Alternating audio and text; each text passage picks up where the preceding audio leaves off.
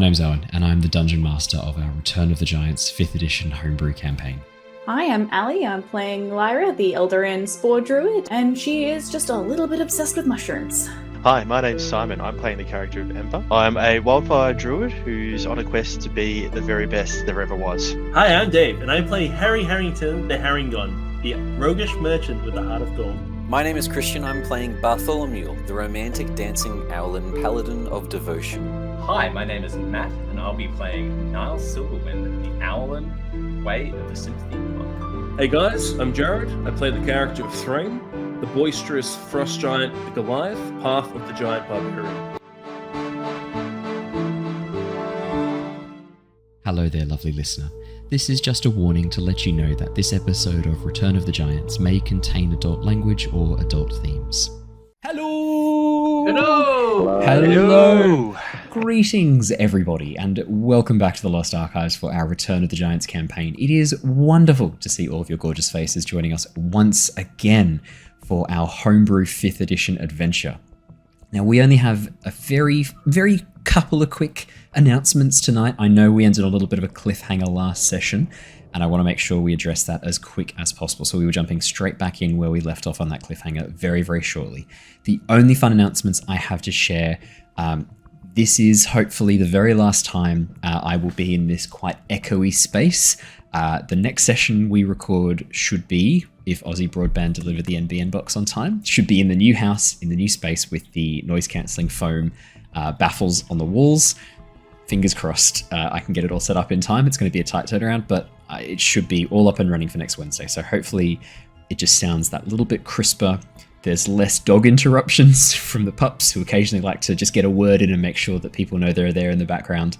But hopefully that will be all up and running by next Wednesday, which will be very exciting. A couple of people in the Discord wanted to see some pics of the new place. I will take a little video walkthrough of the new house and do a little tour of the new studio once it's all set up, and chuck it up on YouTube for those of you who would be interested in seeing that. So you'll be able to watch that anytime, probably in about a week to 2 weeks once I've got everything set up. The only other news I have to share is that I have finished playing all of the Surviving the Aftermath episodes. They will be all up on YouTube. I think the last episode should be coming out 1 or 2 days after you watch this if you're watching it recorded, so I hope you've enjoyed that too. Looking for suggestions for new games to play, just some single player games that I can just record at any time when I've got a spare moment. If there's any recommendations you have, I've got another one coming out in a minute. There's a free demo of a game that I've really been keeping an eye on for a while, and the free demo came out recently and I had a blast playing it. It's a game called Synergy. It's another colony sim, but do not feel the need to only recommend colony survival colony sim games. I do like playing other genres, but that game Synergy will be coming out too. I've recorded it as one big long format. Let me know if you prefer that rather than little episodes coming out sequentially. The reason I did this is because it's a demo. It doesn't have all of the aspects of the game available yet, and so it made sense to just record it as a big hour-and-a-half block. But if you prefer that format, let me know, and I'll do that instead of the shorter episodes. It's a lot less work for me, because it means I don't have to do a whole bunch of editing. So yeah, let me know if you prefer that. That is pretty much... Oh yeah, Christian, you going to say something? I was going to say, I've already got a game for you to play. What is it? Catherine. Catherine. Should I Google like this live? It does sound like a horror game, doesn't it? Is that the game I'm thinking that it is? The game where he climbs in his dreams and his exes chase him. Yes. Catherine, Rise of an Unlikely Esport. I'm going to give that a thumbs down and go fuck yourself out of 10. That's a solid note from me. I should have added this. I'm looking for good games to play. So I should have added that in front. Have I streamed Palworld yet? No, I haven't streamed Palworld yet. I was going to do it with a big group of people. We had a server for a little bit, a bunch of other streamers and I, but we didn't end up getting some time to record that. I will have some more time to do some more multiplayer games again. I know Dave's itching to get back into Phasmophobia in VR now that there's been a whole bunch of updates, and the VR version, you can't just glitch yourself into stairs anymore to avoid being touched by the ghosts, because that was really fun. Terrifying. I quite enjoyed being able to just, any time I was too scared, just crawl down onto the ground in the real world, and that would just glitch my character into a safe zone through the map in the game. That was great. I actually quite liked having that protection. Yeah, it was really good. It was really fun. Literally like hiding under your bed. Yeah, literally, I'd literally just, so there was like a stair landing in one of the houses in particular where if I even crouched down like 30 centimeters, my character model would drop through the stairs, would like clip through, and then I'd be completely safe and I could poke my head up and look around and the ghosts couldn't touch me. It was fantastic. But I believe they patched that over a year ago now. So no safety for me anymore. I know, how sad's that, right? So yeah, let me, locked doors weren't a problem. You could just walk through doors whenever you wanted to in VR. It was awesome. So yeah, let me know if there's any recommendations you have. The only other announcement I have tonight is that we are one player down. Jared, as he was for Curse of Strahd, is unable to make it tonight. Hopefully we'll have him back next Wednesday. Oh, Stanley Parable. I love the Stanley Parable. I've played it a few times. Good call. Good call, Myla. Yeah, I love the Stanley Parable. It's probably been like... Oh no. I think I've just realized how many years it's been since I played it, and I don't know if I want to say that number out loud. It's been some years since I last played it. I will play it again. The narrator for the Stanley Parable, I keep having to tell myself it's not Stephen Fry. Unsuccessfully. There's a part of me that still believes that maybe it's Stephen Fry, because he sounds so much like him. He does sound pretty similar. He sounds like Stephen Fry. Look, maybe I will play the Stanley Parable again. Maybe I will. If you're interested in like a really like interesting game, like concept, I would recommend. I've watched some people play Void Stranger.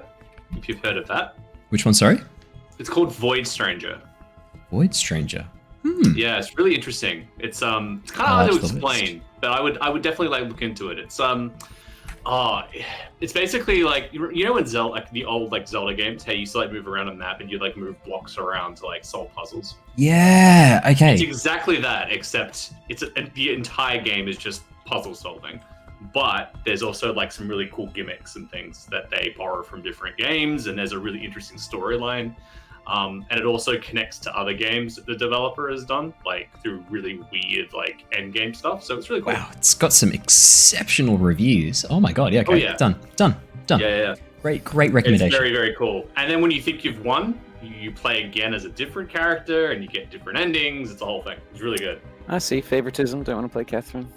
No, that sounds like a shit game. It's not favoritism, it's taste, Christian. Let's not get them mixed up. It's like playing Doki Doki Literature Club. No, I'd rather die. Maybe not die. That's a bit intense. What's that? What are you going to scream out? Sorry, Dave? But it was free. What is? It was free on Epic, wasn't it? It was a different book. I saw that and I deliberately didn't get it. I was like, I'm making a stand here. I'm not going to get it, even though it's free. That's how little I value this. And a lot of people told me I was wrong. I got it on my main and my alts. That's great, Dave. If you want to share that with me, we'll do a playthrough together. That sounds fun. No, so yeah. What was I saying? Jared's not here tonight. We will hopefully see him next Wednesday. Simon is here, but his camera is currently off. His camera will be on momentarily. You will hear the dulcet tones of Ember drifting through your headphones momentarily. He is here, I swear, even if his camera is not on right now. But his camera will be on later. I believe Simon is just quickly getting everything ready. Ali's shaking her head. She's not convinced. I'm here in spirit. It's okay. It's a lie. It's here in spirit. I've just gotten really good at ventriloquism, and I'm actually talking through a different microphone, pretending to be Simon. I accidentally killed him. I've walled him up in a wall with a cat and some ancient wine and a Monticello, so now I'm just pretending to be him to get through life without being caught. Which reminds me, if anyone hasn't... Let me out. Yeah, let me out. If anyone hasn't seen The Fall of the House of Usher, I thoroughly recommend it. If you're an Edgar Allan Poe fan and you haven't seen The Fall of the House of Usher, please watch it. It's very, very good. I'm a big Edgar Allan Poe fan, so I very much enjoyed it. All right, I think we've gone on way longer than I was planning to do for this introduction, so let me quickly read our recap for last session, and we will jump straight back into the action. We're going to be jumping right back in exactly where we left off. I'm not going to try and fake anybody out by leaving on a cliffhanger and then waiting to the end of the episode to address it, which I did for Curse of Strahd on Monday, and people were not happy, so we will get straight back onto the cliffhanger. The Tempest Adventuring Guild, a name now legendary across the lands of Nostea, has formed a brand new team. Lyra, Niles, Harry, Ember, and Threign are delving deep below the earth, into the Underdark, seeking to investigate rumours of stone giants taking over territory and arming for war. Now accompanied by Bartholomew, an Owlin taken prisoner by the Duergar, the team are on their way to Blindenstone, the last city stronghold of the Sverfniblin. With the Underdark full of danger, the team sought refuge amongst a myconid colony in the depths of a large mushroom forest. In return, eliminating a tribe of Kuatoa had been harassing the colony. During their stay, the team learned a little more about each other. Niles and Bart realised they had shared history through close connections. Lyra discovered a deeper connection to the myconids. Ember found some secret caches of the Society of Brilliance, and Threign experienced the history of his ancestors through a giant dream. Their time resting, however, soon had to end, the gnome guides eager to return to Blindenstone to discover the fate of their comrades. The party departed the circle in two groups. Harry and a fugitive drow Zaylin, who was disguised as Lyra, in one, and the rest of the party, with Ember disguised as Zaylin, in the other. This was all in an attempt to confuse the Shadowblades, drow assassins apparently waiting to kill Zaylin on sight. Knowing the danger these assassins could pose, and that Ember's disguise wouldn't last forever, the larger group made a camp just along the edges of the Dark Lake in an attempt to lure and ambush the drow. This plan kind of worked. A captain of the Shadowblades revealing himself and requesting they give up Zaylin's location as she was a wanted criminal who must face justice. Threign, however, finding this situation confusing, goaded the drow by insulting their matriarch, triggering immediate violence. The combined attacks of Bart and Niles managed to knock the Shadowblade captain down and then continually stun him, allowing Threign and Ember to absolutely brutalize him. Meanwhile, Bart took some heavy hits from poison blades, Lyra having to rush in and save him with a flaming sphere. The fight was ended, however, with the captain of the Shadowblades being decapitated, the Shadowblade mage misty stepping away, and the last remaining assassin smashed into the cave wall. Realizing this could be an ideal chance to learn more about the assassins, the group cast Speak with Dead on the head of the captain, learning of a sending stone, allowing the various Shadowblade groups to communicate. Meanwhile, Harry and Zaylin made their way to the surface, tracing the path back along the ridge above the mushroom forest. Stopped by the drow, initially it was looking really hopeful that they could bluff their way past. However, when a female drow dressed in elaborate chitin armor mentioned testing for illusionary magic, Zaylin pushed Harry into the drow and fled. Watching Zaylin disappear into the tunnels with the assassins chasing her down, Harry found himself dashing after to try and save her. While able to initially get in the way, he eventually fell to the poison drow blades. This was discovered somewhat by accident by the rest of the party, who were attempting to throw the drow off Zaylin's trail, using the sending stones and pretending to be the captain they had just killed. This seemed to work, the drow agreeing to meet up with the party along the path to the Brilliant Tower, home of the Society of Brilliance. We left off last session as Harry awoke to find himself a prisoner of the drow, the mage who had escaped the ambush, telling his fellow assassins of the captain's death. That is where we left off last session, and that is where we are going to jump straight back in. Harry, we left off as you were bound and gagged, lying on a cool, smooth surface, partially transparent, and as you look down, you realize this disc seems to be floating above the ground, about 5-10 feet above the ground, keeping you aloft, allowing you to follow along behind, seemingly just along the lines of magic alone. The mage who had just rushed in, you can see them panting, "They killed him! Chopped his fucking head off!" as they speak to the leader of this group, I would say, the female drow who is dressed in very elaborately carved chitin armor, the one who stabbed you with the poison blades and knocked you down. You watch as the the leader, cocks her head, pulls back some of her hair over her ears, looks closely. "When was this? You have come here far too quickly for this to have been. What happened? Take me through everything." "It was an ambush. They were waiting for us. They didn't have Zaylin. It was a trick, the disguise. A large creature with blue skin, and it was disguised as her. The captain, he appeared to them as an illusion. Standard protocol. Asked for them to relinquish Zaylin. When they questioned him and talked back, it seemed like they were willing to communicate, seemed like they were willing to bargain. But when we revealed ourselves and attempted to learn more, Well, they insulted the matriarch, Your Eminence. You watch as the leader, the female drow in the chitinous armor, a frown crosses her face. What did they say about my mother? Words I wouldn't repeat to you. Then you are wiser than they are. And wiser than your captain. So what happened? You fled? We were overwhelmed. Their ambush was too strong. I think one of them is going to pass away soon. One of our comrades pumped enough poison through his veins to peel the feathers from his flesh. But the others, I think they know what we're doing. I think they know why we're here. Zaylin must have spoke to them, talked to them. Then she lied. Otherwise this group would not be helping her. We watched them with the Kuatoa, remember? This is not a bunch of mindless mercenaries. These are people who follow orders, who follow instructions they are given. Otherwise the Myconids would not have been able to bargain with them. No, I do not think these are mercenaries just taking her gold. There is more here. They could still be reasoned with, convinced of their mistake.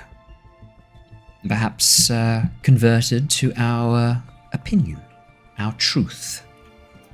We just need to be careful with how we pitch it. Luckily, however, your incompetence was only matched inversely by our competence. We have captured one of their party. She nods over towards you, Harry. And as she sees your eyes open, looking up... I'm playing dead. You're playing dead? Okay, perfect. As she sees your eyes closed... Could I get you to do me just a quick performance or deception check? Your choice.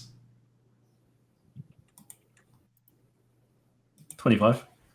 Holy shit. I mean, Harry, you haven't breathed in like a solid minute and a half. You can Harry's feel... nose just wants to twitch, but he's like clutching and tensing every muscle in his body to prevent his nose from doing the bunny wiggle. Yeah, I mean, fuck, it's hard, and you know you can feel your diaphragm starting to like react, and you know that you're going to have to breathe in soon. But she's looking at you, gazing out through the corner of your eye. Your large eyelids with the long eyelashes that help keep dust out of your eye, allowing you to kind of peer at her in a way that you don't think she can see you looking, giving you a fairly clear view of a thin sliver of what's going on. If you move your eye around, you can kind of get into position. You watch as the daughter of the matriarch, shall we say, or the drow leader, the woman in chitin, smiles as she looks down upon your apparently unconscious form. Looks back. We'll need to be careful with this one. We need to start right away. Treat them with gentleness. See if we can get some information and perhaps use them to convince the rest of their group to join our cause, or at least stop getting in the fucking way. Yes, this could still work in our favor. I doubt that Zaylin did not share at least some of her plans following this. It seems like they are convinced that she is headed towards the tower, the brilliant tower, which means that we may have been chasing yet another illusion. They certainly reacted in that way when we attempted to approach them. Strategy alone makes me think we shouldn't underestimate this group. First I thought it was madness, disguising one of them as Zaylin and one of them as the other, but maybe this was deeper than I thought. Maybe they had multiple people disguised as others. Yes, we don't want to underestimate this group.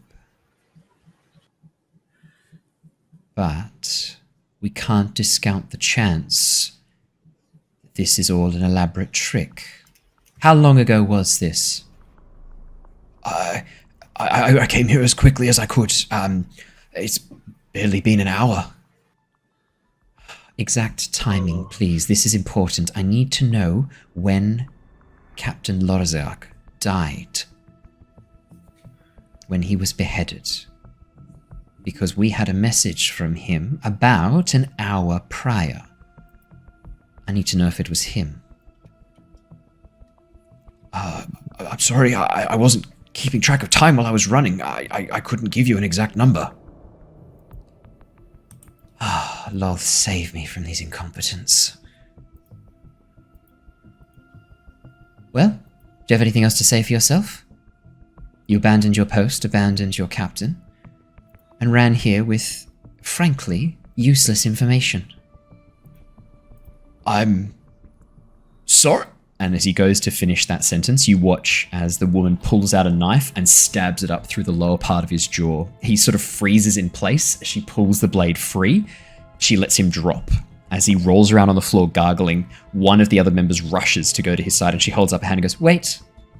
Moment longer." Harry, at this point, you can see blood bubbling out, strangled cries as he tries to call for help. And as his struggles begin to falter, and he begins to fall still, she lowers her hand, and you watch as one of the other female drow rushes forwards, places their hand on the wound, and begins muttering an incantation. The flesh crawls and stitches back over, and you hear these like strangled gasps as the drow coughs up blood initially, and then begins breathing in. Sorry, Your Eminence. Next time, I think we'll wait just a little bit longer. Don't fail me again. No, Your Eminence, never. And with that, he bows and moves towards the back of the group. Harry, what are you doing while all this is going on? Just playing dead? Just playing dead. I mean, am I caged on this, or I'm just bound and gagged? Bound and gagged. So your hands are tied behind your back. Your legs are tied too. And because you've been playing dead, you haven't had a bit of a chance to move around a little bit. So you're not sure if you're secured in any other way. The gag that's across your mouth isn't in between your teeth. The shape of your head, right, as a rabbit makes it very hard to get a gag in that position and hold it in place. So what they've done instead is almost done like a bandana over the top and stuffed some other material in the way. And that's actually tied back over your ears and wrapped around your ears to hold them in position. So like you could still probably talk through this much better than it would if it was a gag in our mouths, for example. But because of your sort of slightly stretched out rabbit-like head, a normal gag's not going to work here. Not as well. And Eldritch Blast, what does that require? I believe it's verbal and somatic components for Eldritch Blast. Have a quick peekaroo, but I'm pretty confident. Being sight, right? Is that? Yeah, I think it also says V and S on it, so verbal and somatic. So you need to be able to. So you need to be able to move your hands in a specific motion and say the specific spell required. Well, Harry then. Oh, okay. Well, I guess he's gonna wait. He's gonna wait till we start moving again, and maybe when we can start moving again and they're distracted, he's gonna try and like just have a vibe to see if he can loosen the ropes around his arms, hands, paws. Yeah. So the ropes, obviously, paws again. You've got like not rabbit paws. You do have more humanoid paws, but you still have the pads of a rabbit, the fur around them. And your fingers aren't quite as long and as dexterous as a monkey evolved creature, shall we say. The binds on your hands, I should have actually said specifically, they're more around your wrists. They are very tight. You can feel them digging in. And you're not sure at this point, you're not sure if they're ropes or something else. Because your fur's blocking the sensation, it's kind of hard to feel exactly what it is, but it feels hard, whatever it is, it's tight. Okay. Well, Harry would just chill. Easy done. There's not a lot he can do. He doesn't want to draw attention to himself. He needs to play dead for a bit. How's he feeling with the poison going through him? Groggy. Feeling a bit sick. Actually, that is a good point. Could I grab a con save and I'll tell you exactly how you're feeling? Why did I ask? Watch Harry roll a natural 1 and just like choke on his tongue. 20. 20. 30-20. Harry. 30-20. Here's the sitch. Yeah, not a nat 20, but still 20. Here's the sitch. Your metabolism is much faster than a human's, much faster than an elf's. I mean, you're a Harrengon. Your heart beats probably twice as fast, 3 times as fast minimum. Your liver has already processed all of the poison in your system, and you're feeling fine. The dose, like while you were hit and it took you out quickly, you've also recovered from it much, much faster than a human or an elf would, simply because of your anatomy and your physiology. Okay. So they don't know Harry can speak Elvish, so he's just going to use this as a... Yeah, all of that was in Elvish, I should say, yeah.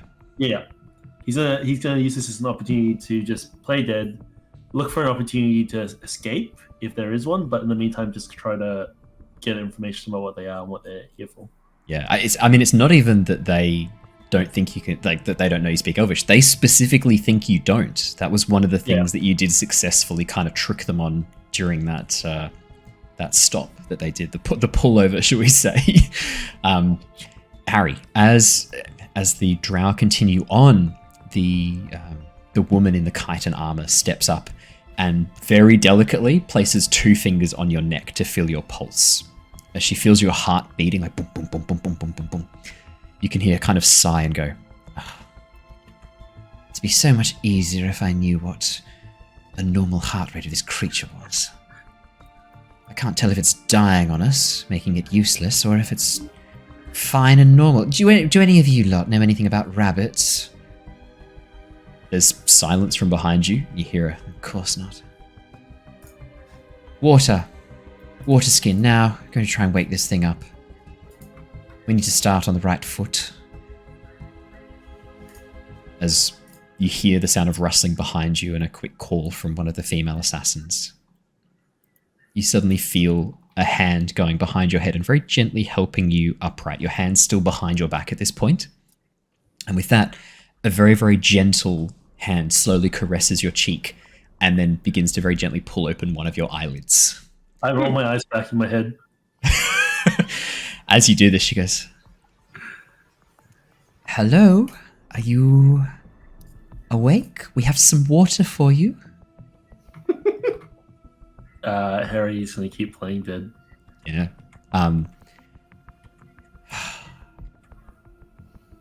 Wake up, please. Are you okay?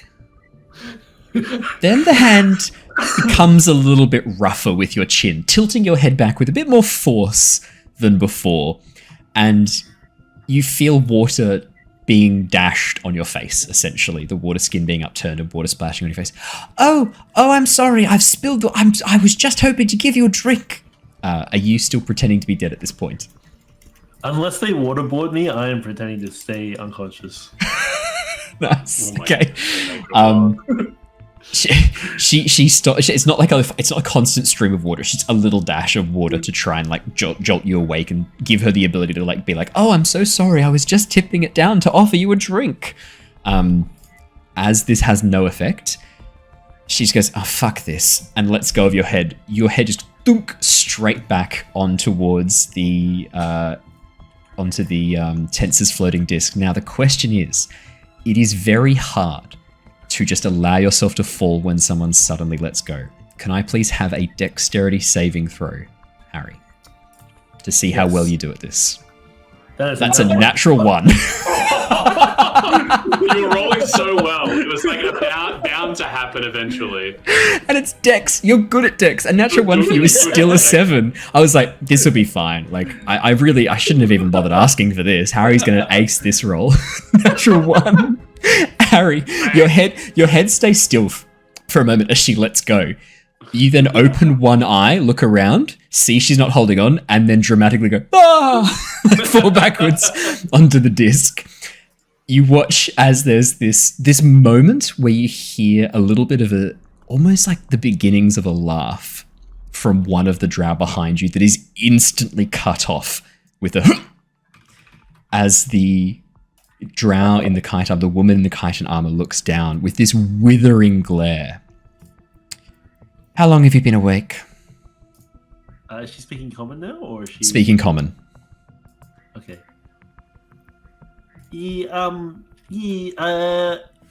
Well, I'm not sure. I'm feeling a bit groggy still. What'd you hit me with? Poison. The results of which are still coursing through your veins as we speak. We have the antidote, and I am inclined to give it to you, if it were not for the fact that you impeded official business of the Meranzan Enclave.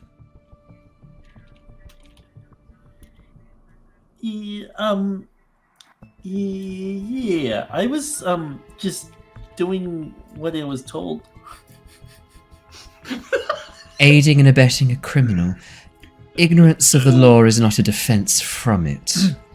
Breaking I was it. told that she was actually not as guilty as the assassin. I mean, like assassins creeping around trying to kill someone. It's usually them. They're not usually in the wrong as much because assassins, killing. Yeah.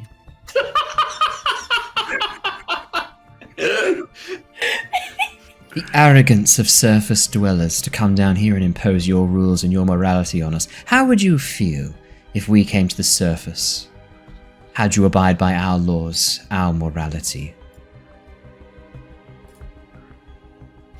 Well, I mean... This is not your world.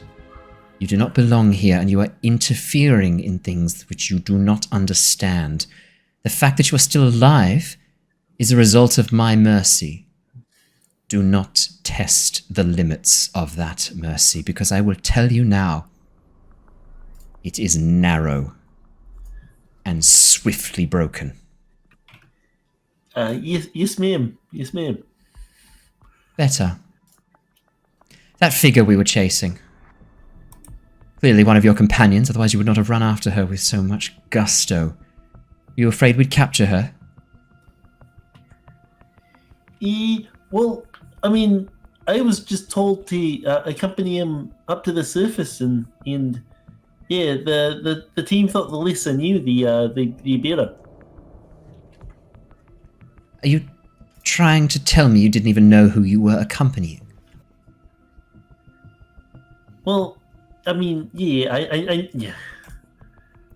Yeah, okay. It was one of my my friends. Deception check, please, Harry. Oh boy. That's a dirty 20. 20. It's either high or low with this character. That Lyra's raised a good question. Didn't Zaylin drop the disguise? Zaylin did, but only when she Misty stepped, and so they only ever saw the back of her. They never saw her face. They never saw her front. So great question. But yeah, and that's the only reason this whole plan with the Sending Stones kind of is still working, is because they never got visual confirmation it was Zaylin. The illusion dropped at the conclusion of the Misty Step, so it didn't even drop until after she'd teleported over away. So it was, yeah. Very well. Well, you can count yourself lucky. Lucky that you met us and not my sister, who would not have shown you such mercy, and do not expect to find it in future when dealing with the Drow. We are not known for our mercy. I have two questions. Can I get any vibe on like is there honor? How do I ask this? Well, first of all, is the bolt still in my ass that I got shot with?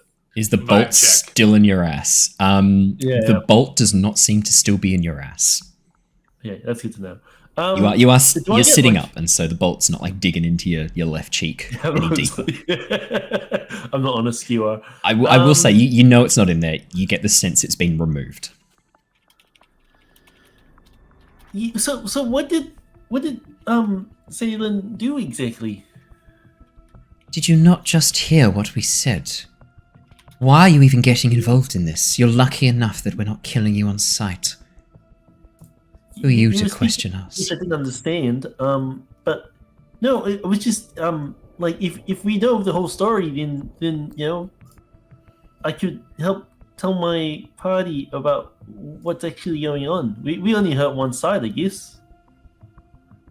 So you were listening then as well. Good. So make things far simpler. Let me be honest with you, Rabbit.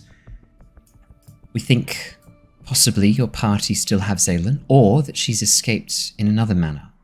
Regardless, you, maybe not you, but your companions, your friends, will have some clue about where she's going next.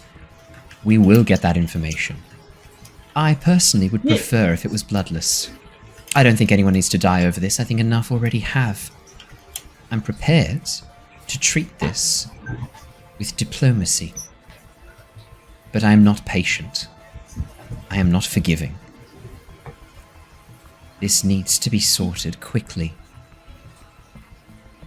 Yeah, well, I mean, if we gather up with them, I can introduce you to them and tell them about the situation. But I'll also tell them that that one of our members aren't very diplomatic, so we'd have to just make sure that he steps aside before we have a chat.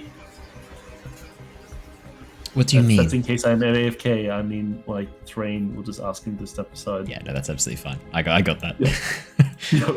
Yeah. He's just a bit of a ruffian and won't respect your position as much as he should. Very well, thank you for your candor. But my question stands. Where would your party be now, exactly? Where would they be going? What was your destination? I'm sure you had plans to meet up with them after this little charade. Yeah, well, we were actually going to go... I'll be honest. We didn't actually come here to even get involved in this Owlin thing. We actually came here to have a look at the stone giants and what's up going on there. Because you watch as all of the drow tense up. You watch as this figure in the chitinous armor, stone face, no expression as she stares down at you on the disc. What do you know of the stone giants? Yeah, not much. That's why we're coming down just to check it out. We know that you got some slaves, and we just wanted to see what's going on so that we can, know if they're actually going to cause any trouble for ourselves and the surface, but even like the drow and the myconids. So, they've been causing enough of a ruckus that even the surface dare venture down to investigate. What, are you scared that they're going to be causing trouble for you eventually? You're not come down here because you care about the underground. Don't give me that bullshit. Actually, well, we care about, the entire... Well, so we're just really worried about the giants having a war. As you should. A problem for everyone. So, yeah. Yes, indeed. Yeah. This is an issue that the drow have been in conversation with. We have even been in talks with Darmirian drows about this, proposing a temporary alliance to deal with this problem. Stone giants pose an existential threat to all who live down here. I can only imagine what it's like for you lot on the surface. Cloud giants, hill giants. Yeah, there's a lot of giants. I'm just a little rabbit, so so we just so that's where we're heading to down there. Was our original destination. And yet you found yourselves caught up with that murderer. Yes. It's correct. Thank you for your candor once again. Well, I hope now you've learned that you can't just trust what people tell you down here. And you're better off not getting involved. Yes, ma'am. Good. Well, we have two options. We've been ordered to go and meet up with the rest of our troop along the way to the Brilliant Tower. Conundrum I have is, could be your friends posing some of my Shadowblades, and they know that you're with us, if it is them. Or... Please. Yeah. Oh, no, I don't know how they would know I was captured, but, we told them, because we thought we were speaking with our Shadowblades. Yep, that would do it. Yes. If it's not your companions, if it is above board, then I need to know where your party, where your friends are headed. Where would they go next? Where are they now? Yeah, all in all was they were heading down to the check out the stone giants. That's it. So, the area of lands they currently control covers half of, what's that continent up above? Oceania. Half of Oceania now. It's massive, the area they've taken.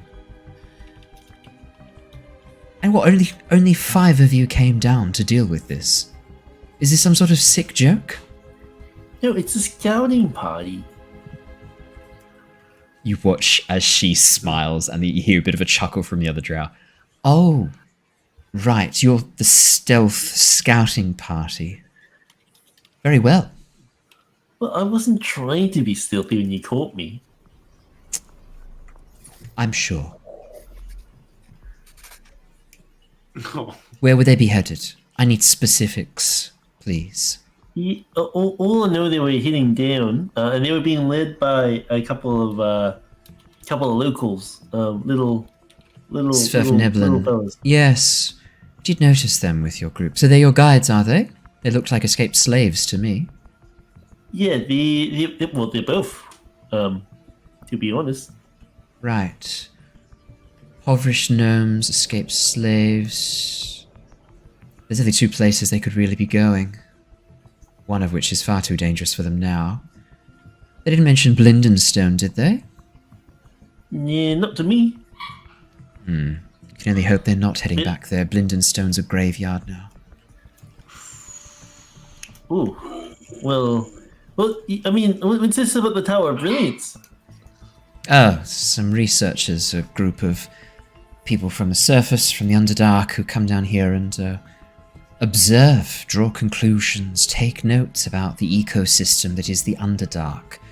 They've petitioned the library at the various enclaves many, many times for access to our records, our notes, our observations, but they've been denied. Not worthy of gazing upon the brilliance of the Drow. Yeah, that's a good pun. I like that.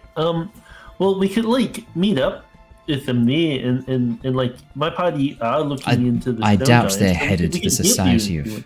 want. I doubt the gnomes would be leading to the Society of Brilliance. It's a very, very loose connection there at best. No, if they're not heading to Blindenstone. No, I mean, didn't you mention Zaylan could be headed to the Tower of Brilliance?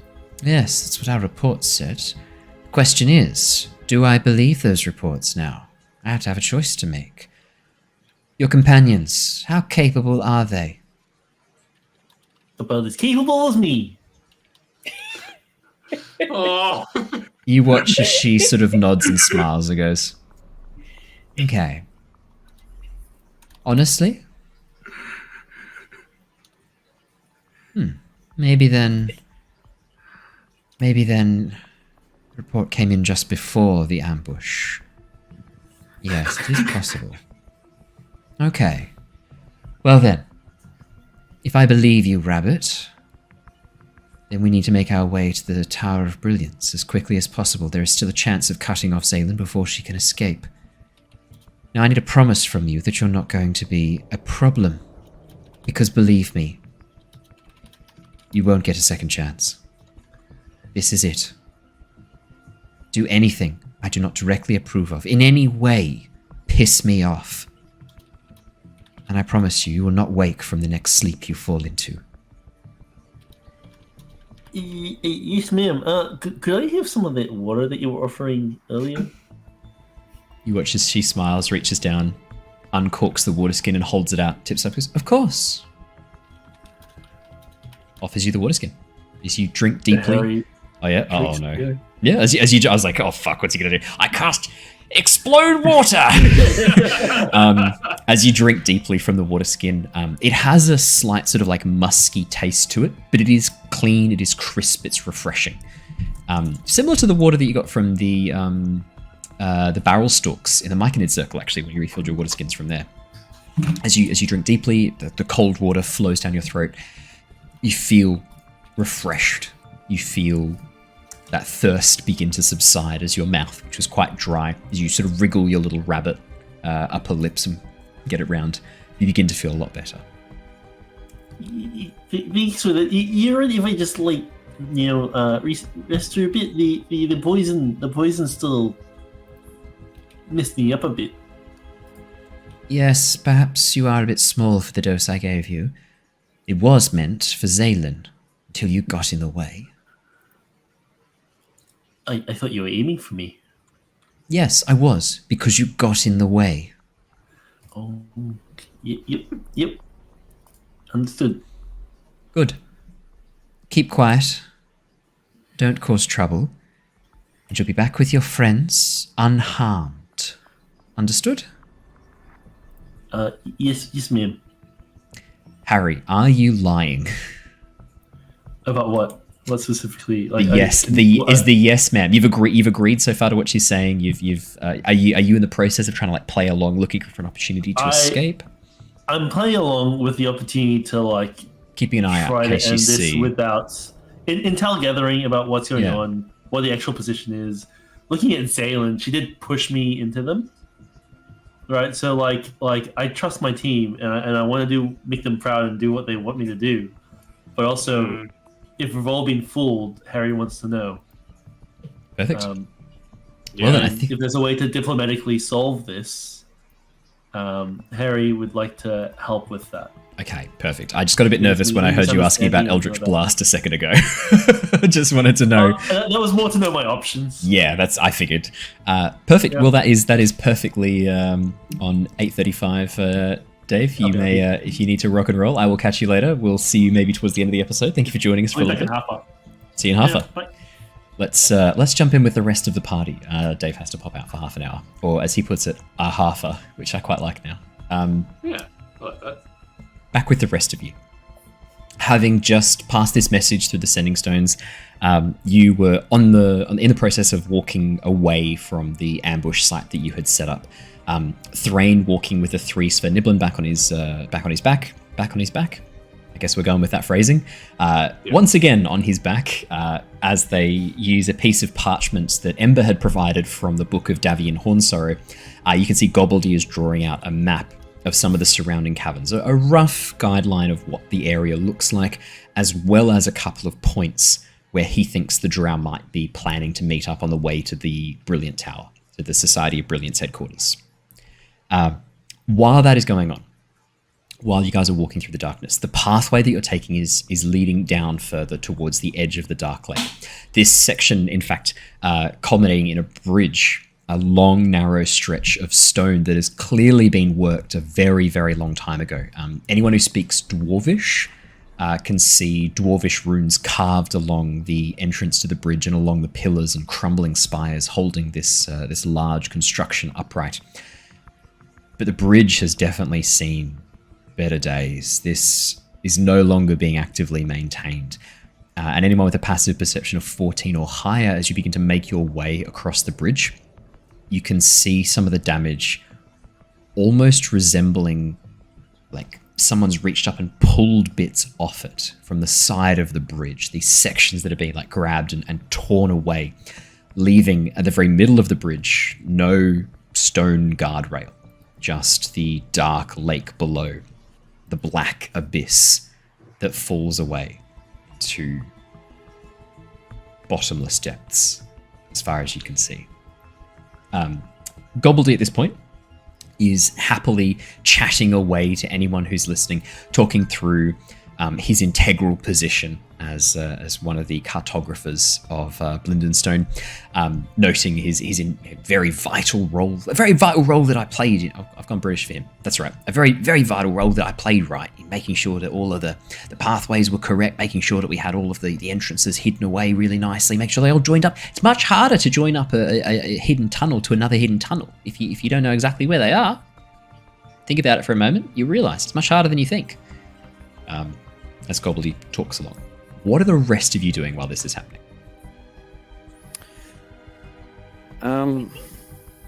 Lyra might be, with sort of that passive perception about the bridge that we're just sort of crossing over. Does that damage look recent or pretty old? Could I please get a perception or investigation check, Lyra? Your choice. Oh no. It was so close to greatness. So close to greatness, yet it is a natural one. Lyra, your mind is still kind of swirling with the knowledge. I want to point out as well, like, perception. And that one for you still a 7. That's still incredible. But it's still that one. Your mind's still swirling with the battle that just occurred, the idea that Harry might be a prisoner of the Drow, roll credits, and that there may be a connection that you have with the Myconids. And as such, your attention's pretty divided at this stage. You're not paying as much attention to the surrounds, to what's going on around you. And when you do finally notice these crumbled sections, the only thing that pops into your mind, and you can't get it out of your mind, is this idea that maybe some sort of like amalgamed feline, canine creature had like clawed off the side. Some creature, alone in the world, this creature somehow clawed off the sides, and just the only thing you keep in your head. For some reason, you've got this chorus that I was hearing about. Yeah, there's this song in your head you can't get out either, and you don't know what that song is either, but it just seems to be stuck in your head. Yeah. Question. Hello. Aside from obviously the damage to the bridge, are there any other signs of like maybe like there's an old battle that took place here, or any other like signs of any sort of life or any sort of encounter that could have occurred here at one point? Could I please get a perception or a survival check? Ooh. Just seen chat. He said the thing. I said the thing.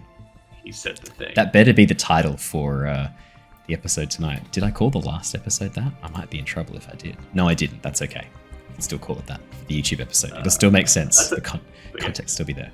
21! Oh my 21. God, yeah.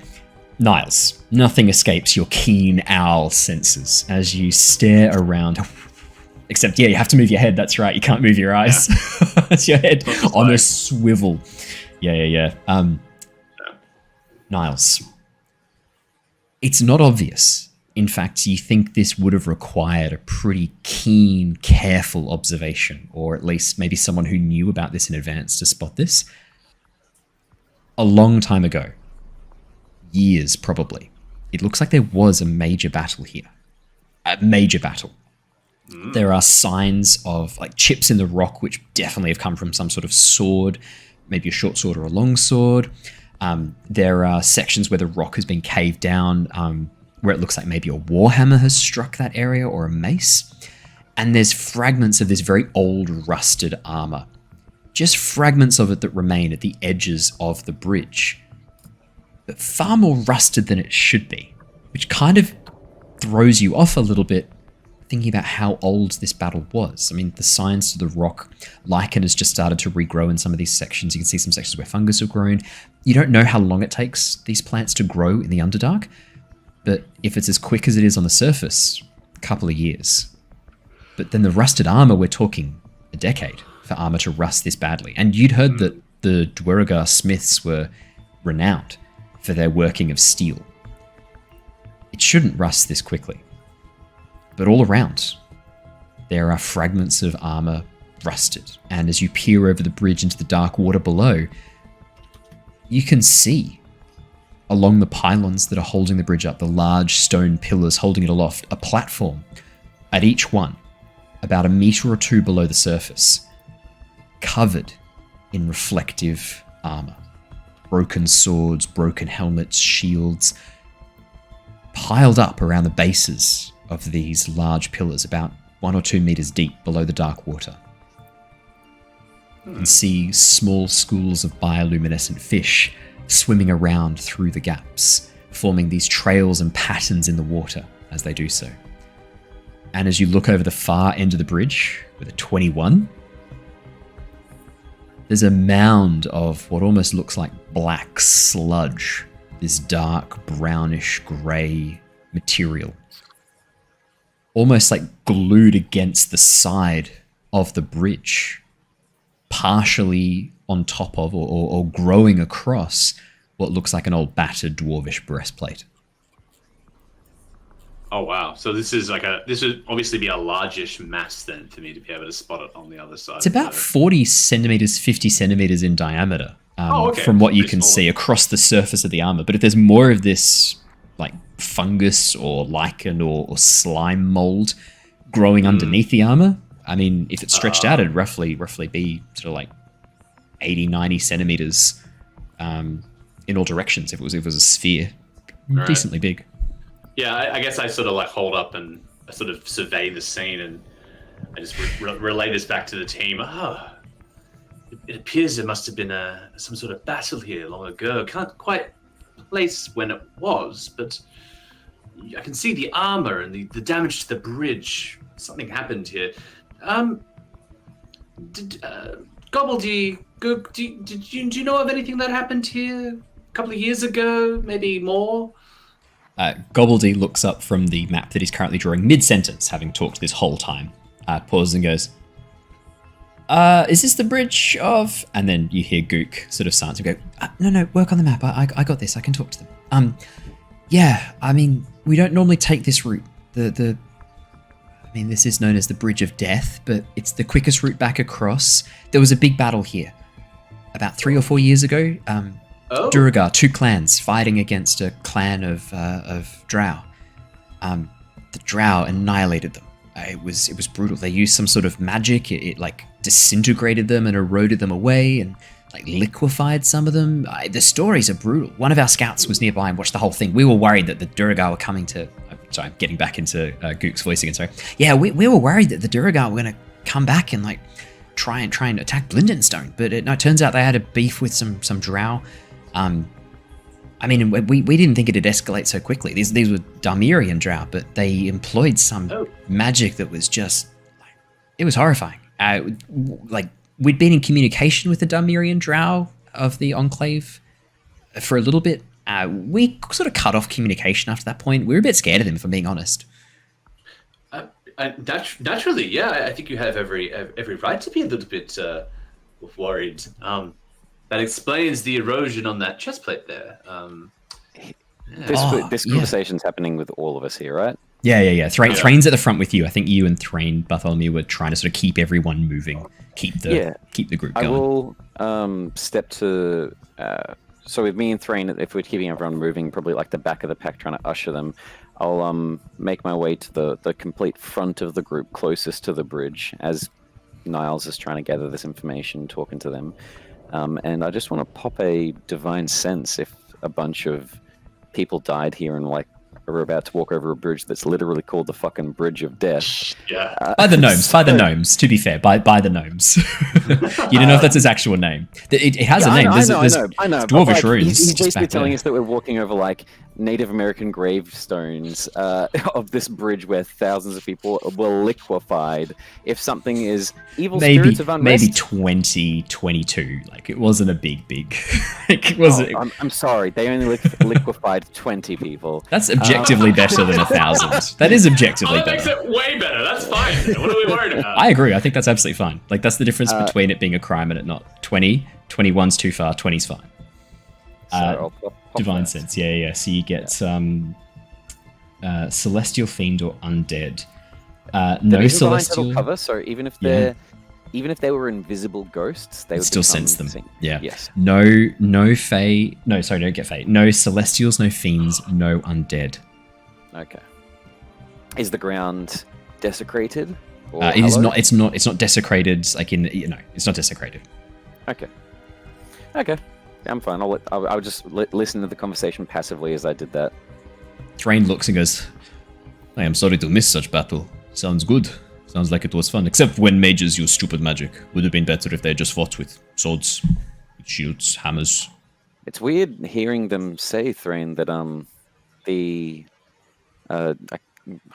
good elves, I guess the good drow, came so far down. It seems like they're very active here for some reason. I thought they were much further away. Darmir. Yeah.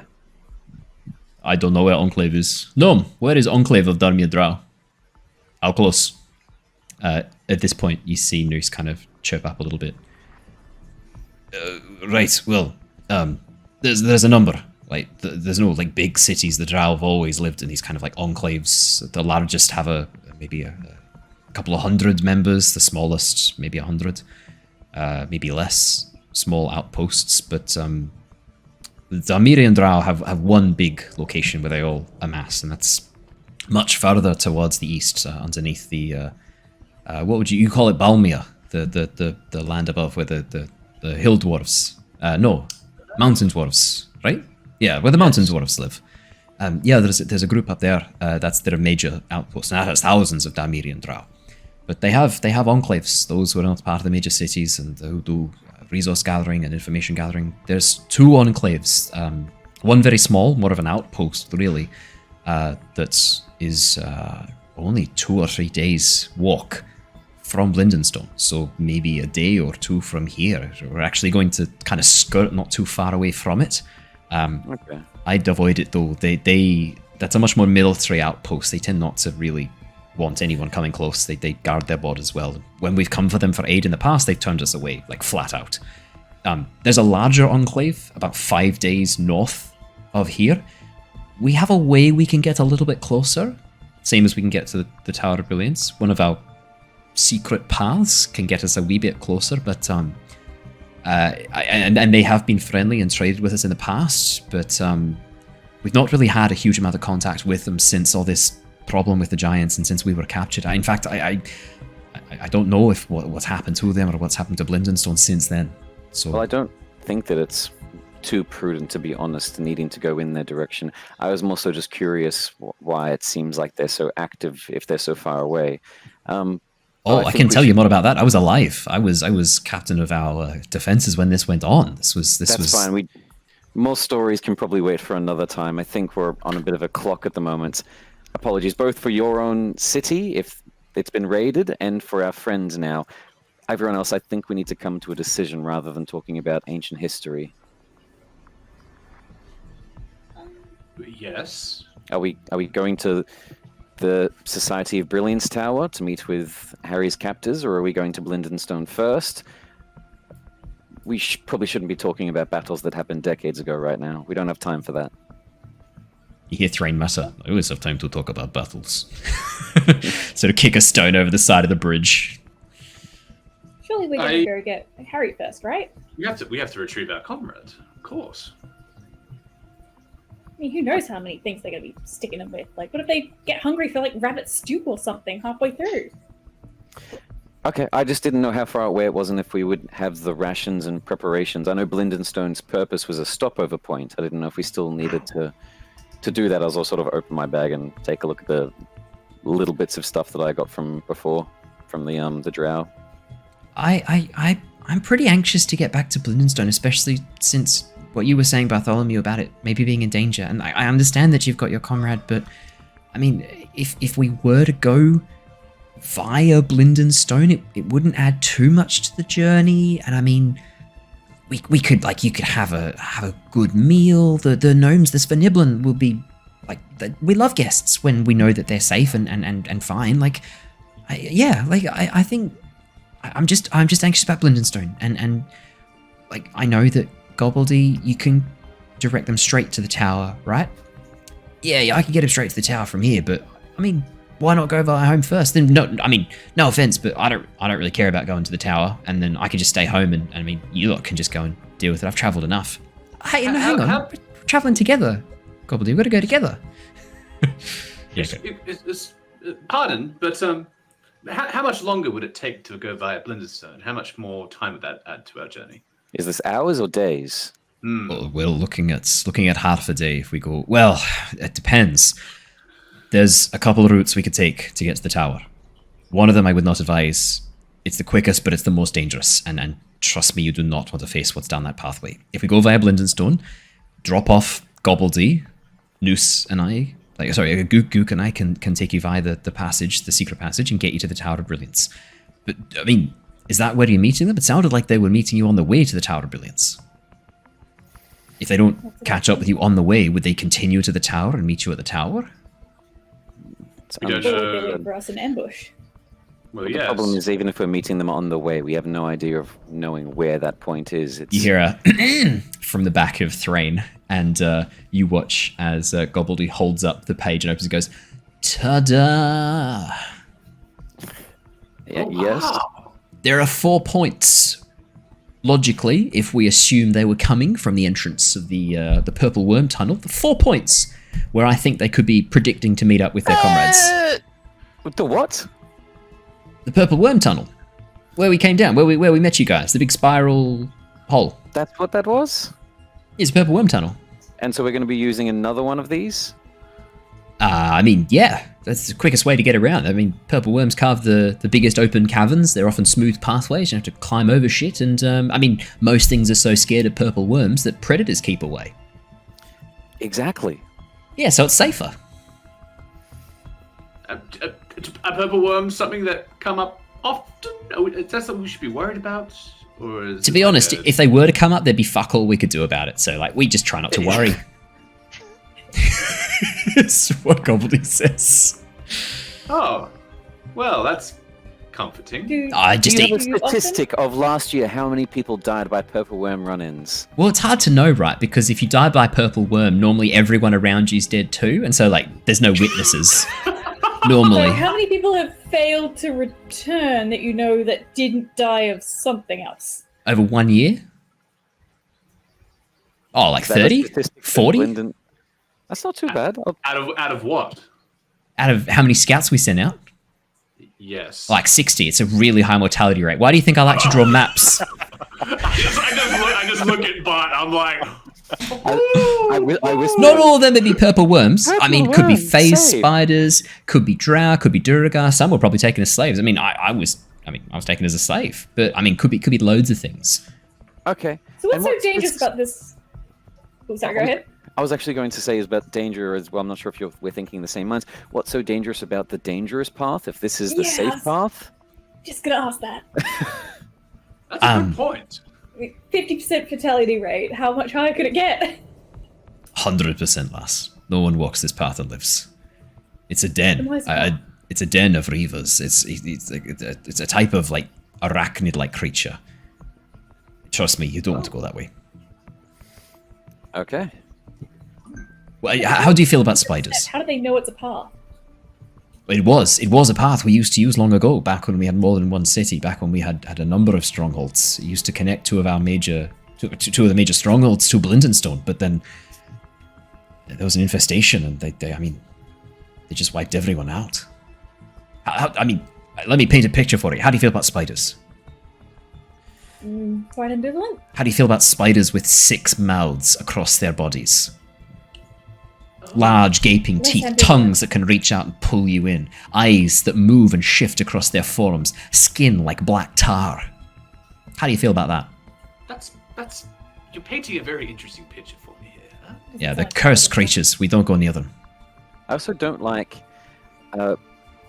3 blue whale-sized purple worms. And that's just the babies. I was going to say Subway Train, but that definitely doesn't exist. It's just the babies. You know, as we discuss this, I'm having a sudden urge to return to the surface, like, quickly. It's just occurred to me that this is a very dark place, and I feel uncomfortable about it now. You've got dangerous shit on the surface too, right? Yeah, Tiamat. I don't know what that Not is. anymore. Not anymore. Is that like a purple one? Yeah. Oh, yeah. It has multiple mouths. It does have multiple mouths. 6 of them? 7? 5. 5. Aye. From memory, Whatever. whatever it is. 5's a cakewalk. It's the 6th mouse that makes it dangerous. Oh, of course. He doesn't say that. He doesn't say that, obviously. I am going to try to... I've got, obviously, from Niles, you like giving me a look before, so I'm guessing I'm not too far away. And Ember, the previous chat that we did have that you guys convinced me to do the right thing, I will bring up as it crossed Christian's head. We are heroes, though, right? If that's what the Tempest Guild is. I know Harry's important, but this is part of the job, correct? We should check on Blindenstone first. Well, technically... Oh, sorry, Ember, you continue? No, I mean, my thoughts are if it's not going to take us too far out the way and we're able to get there, I think it might be worthwhile dropping at least some of these this furniture off and helping who we can, very briefly, before heading back out again.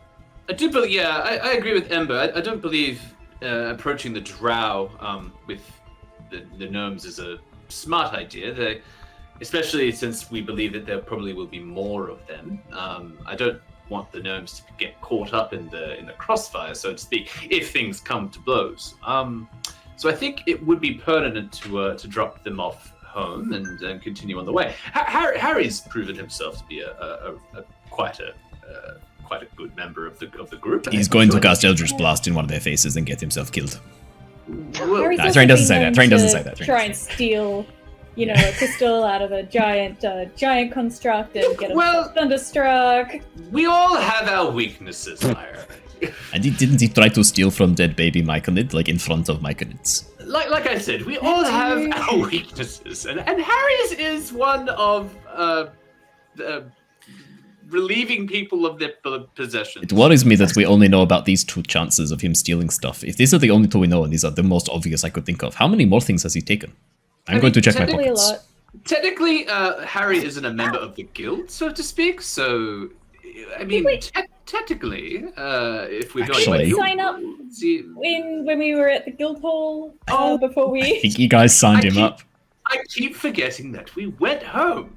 Yeah, I threatened to cut off his hands if he stole from the guild, all that fun stuff. Oh, yes, that was quite funny. My favourite thing, of course, was then Dave and I having a quick messenger chat about the things he was stealing from the guild hall, which you don't know about. And you still only Lyra doesn't know. It's my favourite thing. Yeah.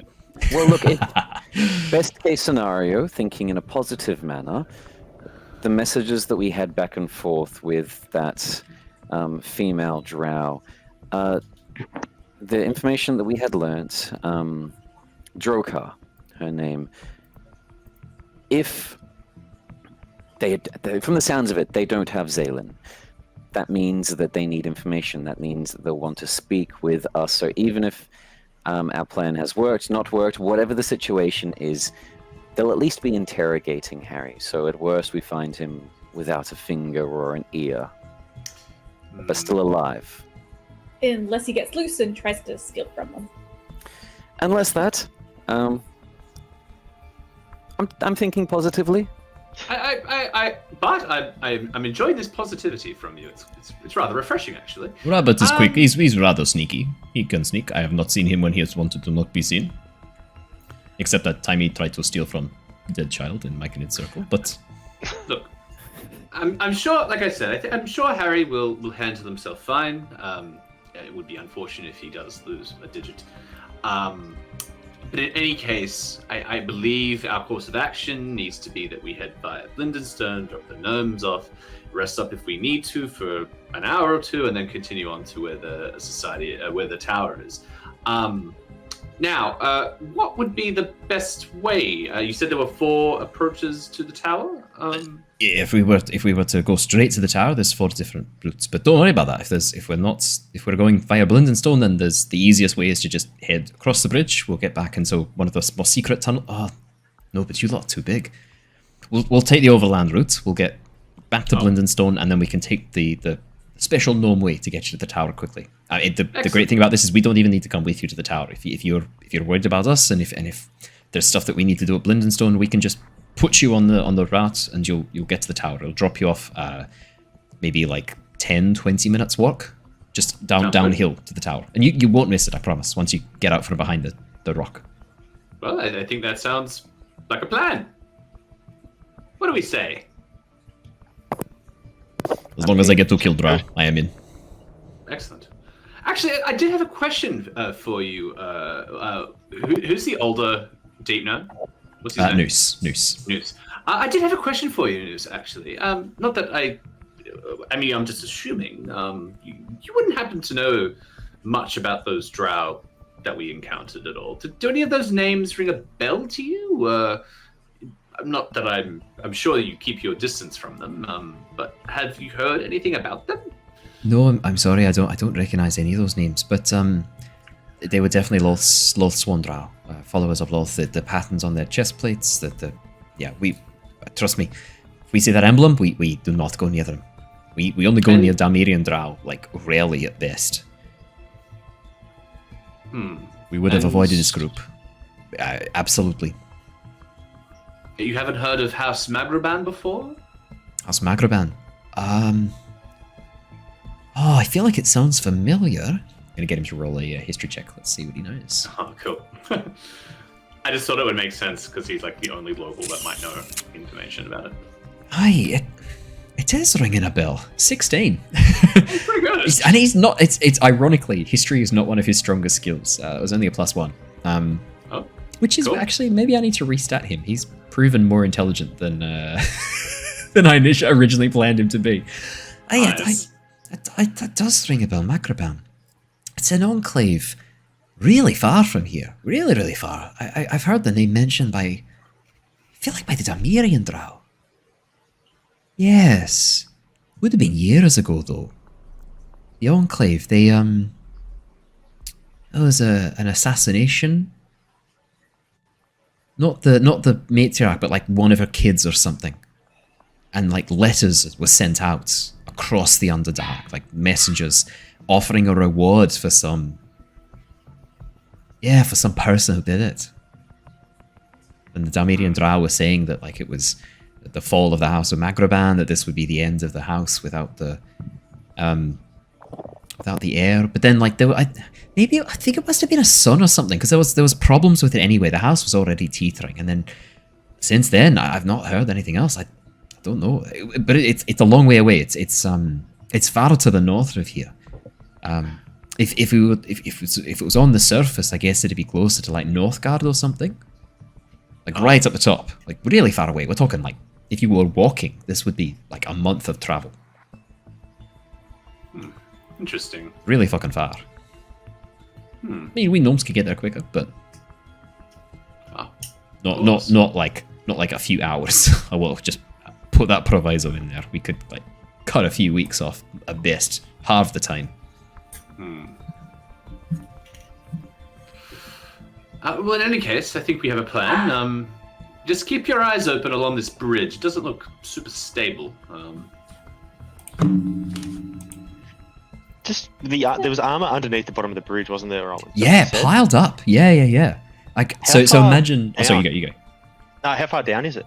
Yeah, so from the top, so at the peak of the bridge, we're probably talking like 60, 70 feet down to the waterline. So the bridge goes up pretty high. It's a really arched bridge. And then imagine two massive pillars holding up this archway in the very center, and then two more much smaller ones at the bottom of the curve.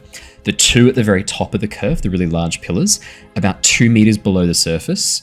So what's that, 78, 76 feet ish. They're like piled up around this base. Loads of fragments of armor, metal, swords, all sorts of stuff just glinting in the soft glow of the cave. Just under the surface of the water. Were there any solid pieces? Because I know that, was it Bart, were you after a breastplate, or am I imagining that?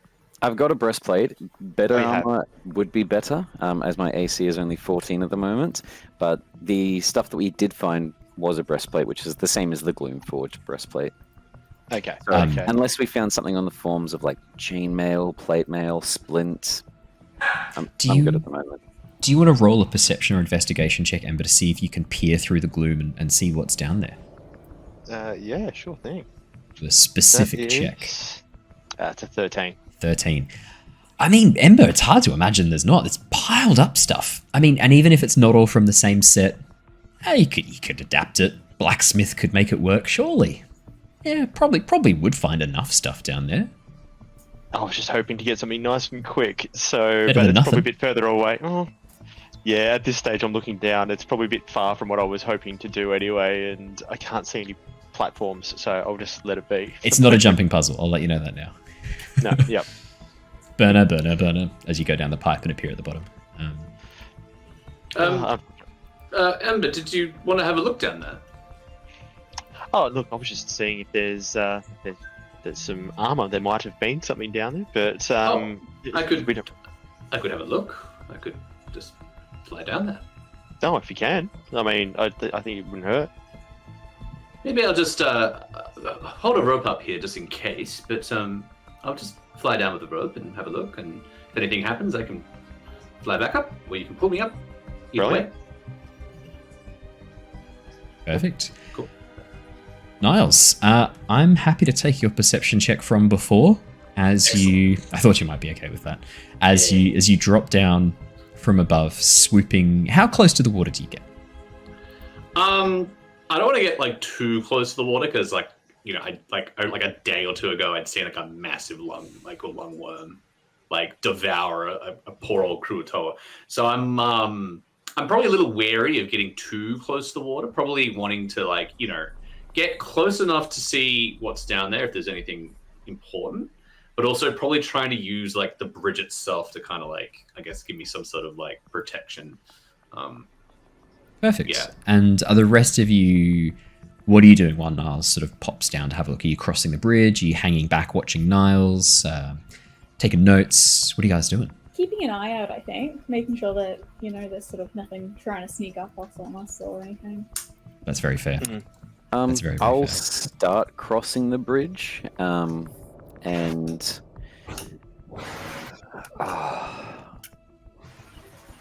yeah, look, even though they are Durigar that died here, it sounds like they died in a sort of unfair way. So I will say a small, just little prayer as I'm riding on Conchi going across the bridge for them. Okay. Ember? I'm watching Niles as he flies across.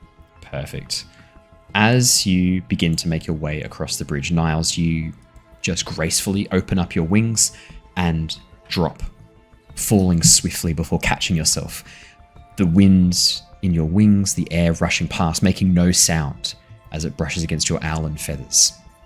Silently, swiftly, you begin to lower in slow, lazy circles, getting closer to the water, but keeping yourself far enough back in case of danger. As you get closer, you can indeed see below the surface these large pillars of stone.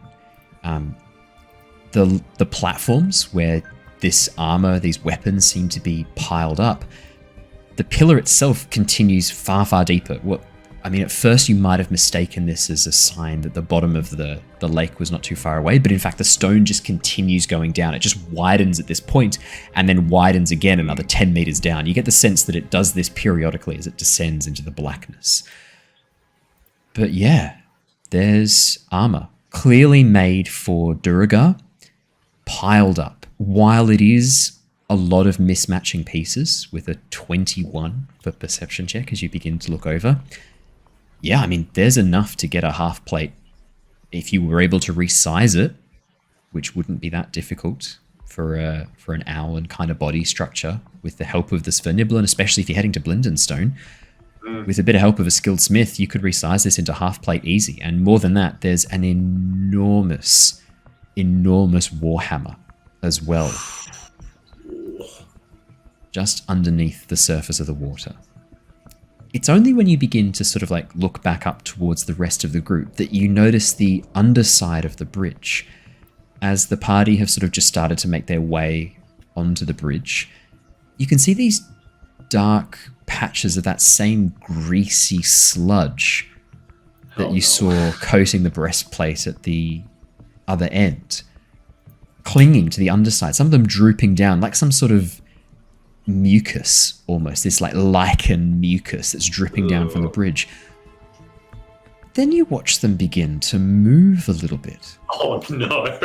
And as you begin to sort of take note, looking closely at these shapes, you can see very slowly they begin to form together, pulling up into these much more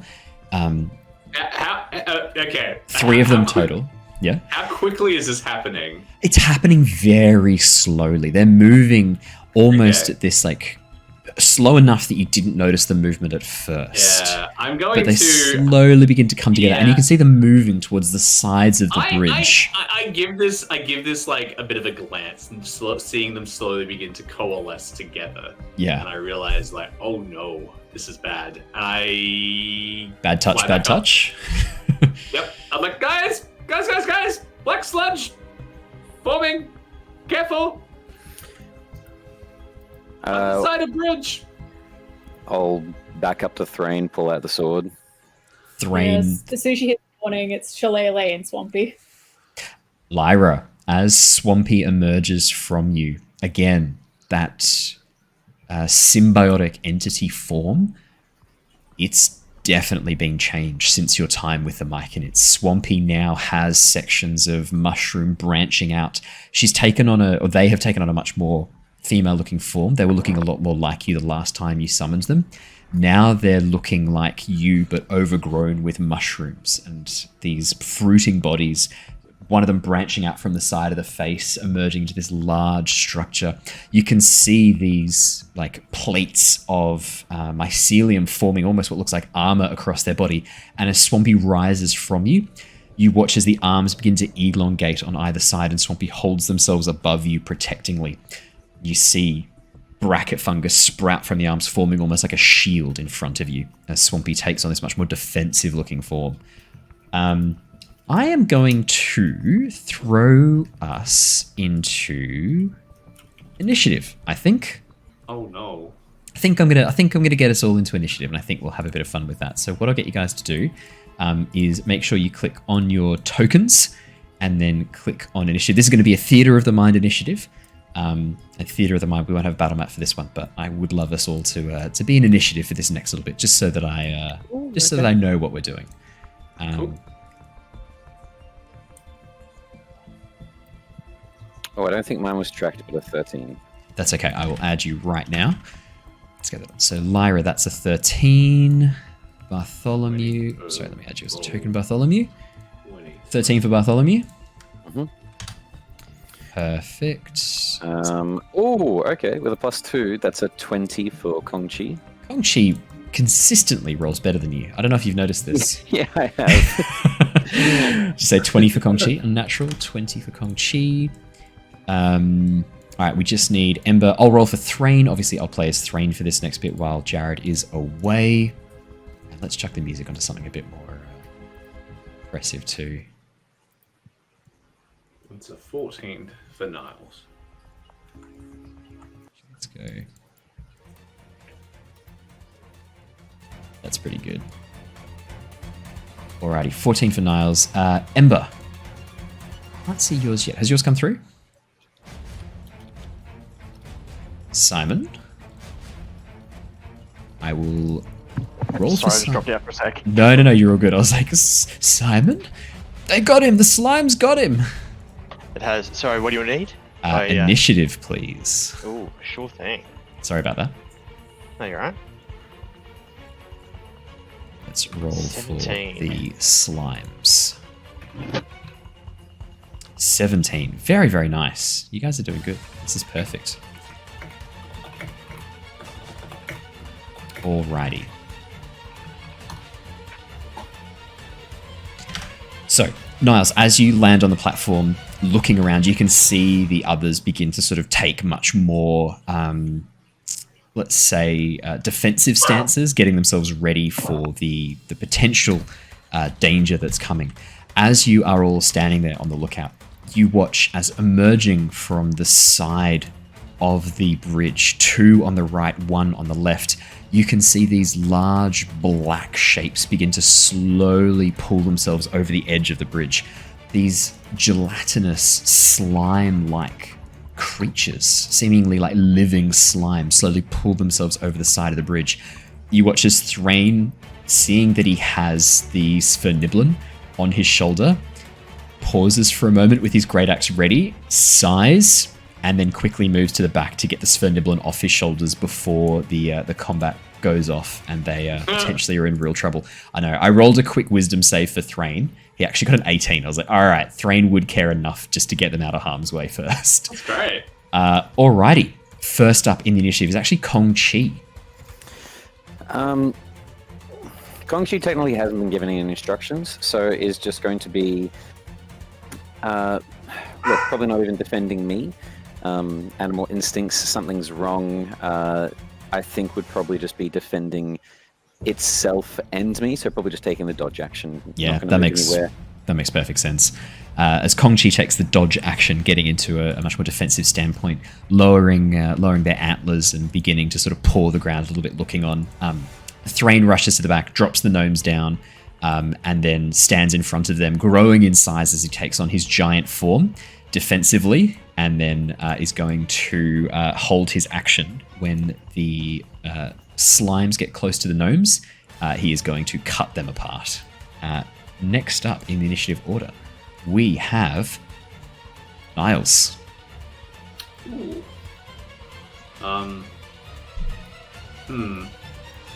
Niles is like a little hesitant, probably still flying up from below. He hits with his hands and he's like looking at this gelatinous stuff and he's like, doesn't want to really hit it with his hands, so he's just gonna like kind of fly. Oh, maybe still in the air. Like if this thing's like just emerging onto the bridge, he's gonna use his spear and just like kind of like give it a bit of a prod with the spear. Perfect. As you reach forward and give it a bit of a prod with the spear, the one closest to you is the one on the left-hand side. Actually, let me reverse this so that it makes more sense, because we'll do it as if you guys are heading north, and that way I don't have to work in left and right. I can work on north, south, east, and west. I'll just move Threign to the back, Kong-Chi to the front, Ember to the front. I'm just making a very quick semi-battle map, just so that we've got some locations for things. As you rush forward, Niles, and poke the one on the left, the one that is slightly closer to the rest of the group, could you make me an attack, please? Absolutely. I believe in your power to defeat these gross slimes. 11. I may have believed too hard. As you stab forward with the spear, it just straight into the body of the creature. Roll me some damage. Oh, cool. Yep. Okay. Yep. Amazing.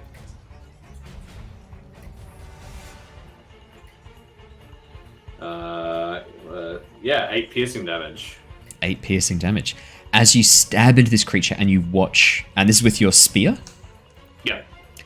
As the spear stabs through into the creature, you watch as the spear, as it emerges again from inside the form, is pitted and corroded as sections of the slime seem to come off. You have -1 to attack with this weapon from now on, as it is a non-magical weapon. Sorry, buddy. I don't have any magical weapons. That's a problem. Okay. Don't like the look of that.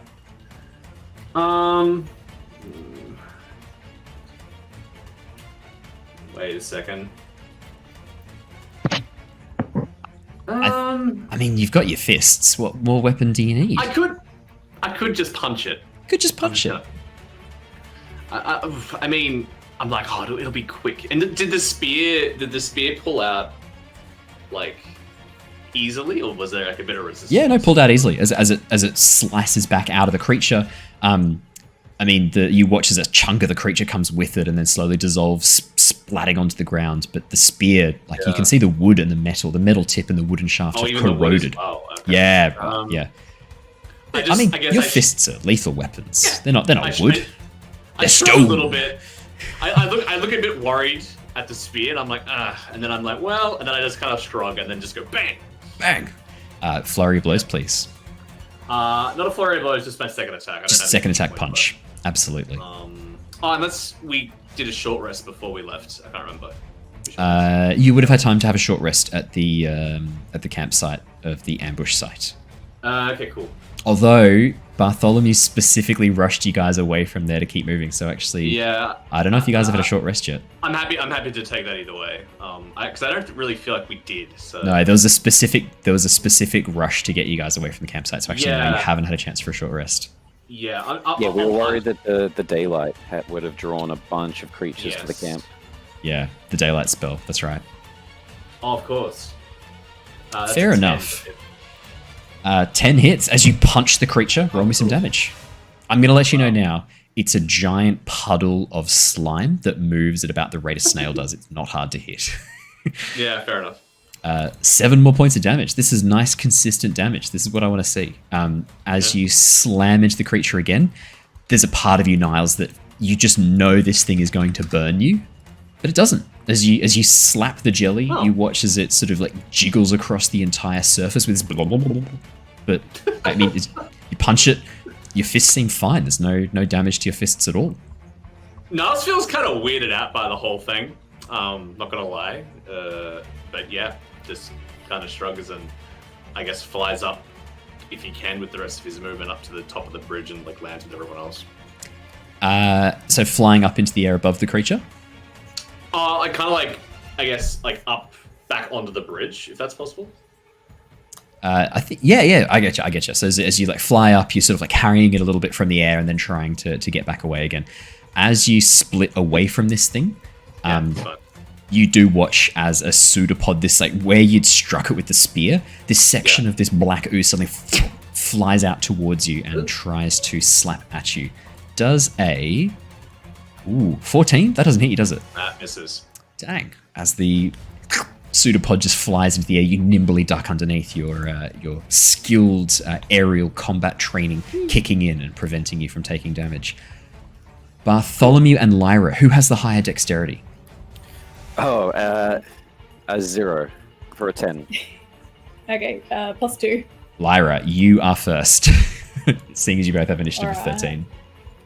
So with her bonus action, Lyra's gonna get Tim to probably go up to... Wait, this is moving again. 15. 5, 10, 15. He's gonna dash up to the as close as he can get to this other black slime. Yeah. Yep. And she's gonna get him to attack the slime / defend, like, you know, anyone that comes up. You know, bonus action. Tim, Harry, go. Harry the slime. Yep. Fantastic. And roll then, me an attack for Tim. It was dash action to get there. Oh, it was his dash to get there. His action was, yeah. Gotcha. So yeah, he's just being a meat wall. And so with her action, she's going to chill touch, probably the same one that Tim's going after. Yeah, fantastic. Chill touch is a spell attack, so roll me a spell attack, please. 17 hit. 17 hits, 9 points of necrotic damage. Brilliant. Yeah. As the mushrooms grow up from the stone of the bridge, as you scatter the spores into the air, and you watch as dead man's fingers begin to grow from the stonework of the bridge, the spores seem to almost like dissolve the edge of the goo as it touches them. You watch as sections of it begin to immediately melt, as this necrotic damage seems to work quite well against these creatures. Or plants, minerals. No, they're probably not minerals. Like it's... Things. Yeah. I believe the scientific term is a splooge. Yeah. Oh. Anything else on your turn, Lyra? She's going to take a side step and try and tuck herself behind Kong-Chi and Bartholomew. That's fair. That's fair. Bartholomew, it is your turn. I am going to use half of my movement to dismount into this square, leaping off the front of Kong-Chi. Telepathically going to give an instruction just to... taking a look at our party as we've sort of been fighting so far, I know that it seems like Lyra is our ranged combatant. Everyone else seems to want to get up close and personal, unless it's Ember with huge spells, but we all are pretty tired, so I'm not sure if Ember has any big ranged things left anymore. So I'm going to order Kong-Chi just to keep Lyra away from these entities. So the idea being that it'll try to go to her, get her to mount, and then keep her for a safe distance away. And then I'm going to use the remaining 15 feet, 5, 10, 15, to get in between the two slimes, trying to get their as you attention. rush up. Yep. And I'm going to go, seeing Niles punching them for some reason. My perception's probably not high enough to see the melting of his weapon, but realize that that's probably effective for whatever reason. So I'm going to bash with both hands for an unarmed strike at the one on my right. Perfect. The one that Lyra had been casting Chill Touch on, that Tim has been trying to take out. Oh, is that the one that she just hit? No. Yeah, the one that Niles hit. One on your left. Is the one on the right been untouched so far? No, the one on the right is the one Lyra went for with Tim. Oh, okay. They've both been damaged on either side. There's one in front of you to the front left that hasn't been touched yet, that's slowly gooping its way towards you. Again, I believe that's the scientific term, gooping its way. I'll go for the one on the right. I feel like Niles is going to deal more damage than Tim. So I'll try to smash the one on the right. I don't know. I've seen Tim roll in at 20 before. I believe Tim can roll it again. 14 hits. Roll me some damage. It'll deal just unarmed strikes, so just flat. I'm not a monk, so just flat 3 points of damage. 3 points of damage. Nice. But I'm going to put my final stone strike into it, trying to push this thing 10 feet over the edge. Yeah, absolutely. I need to make a strength saving throw, was it? Yes, strength save DC 13.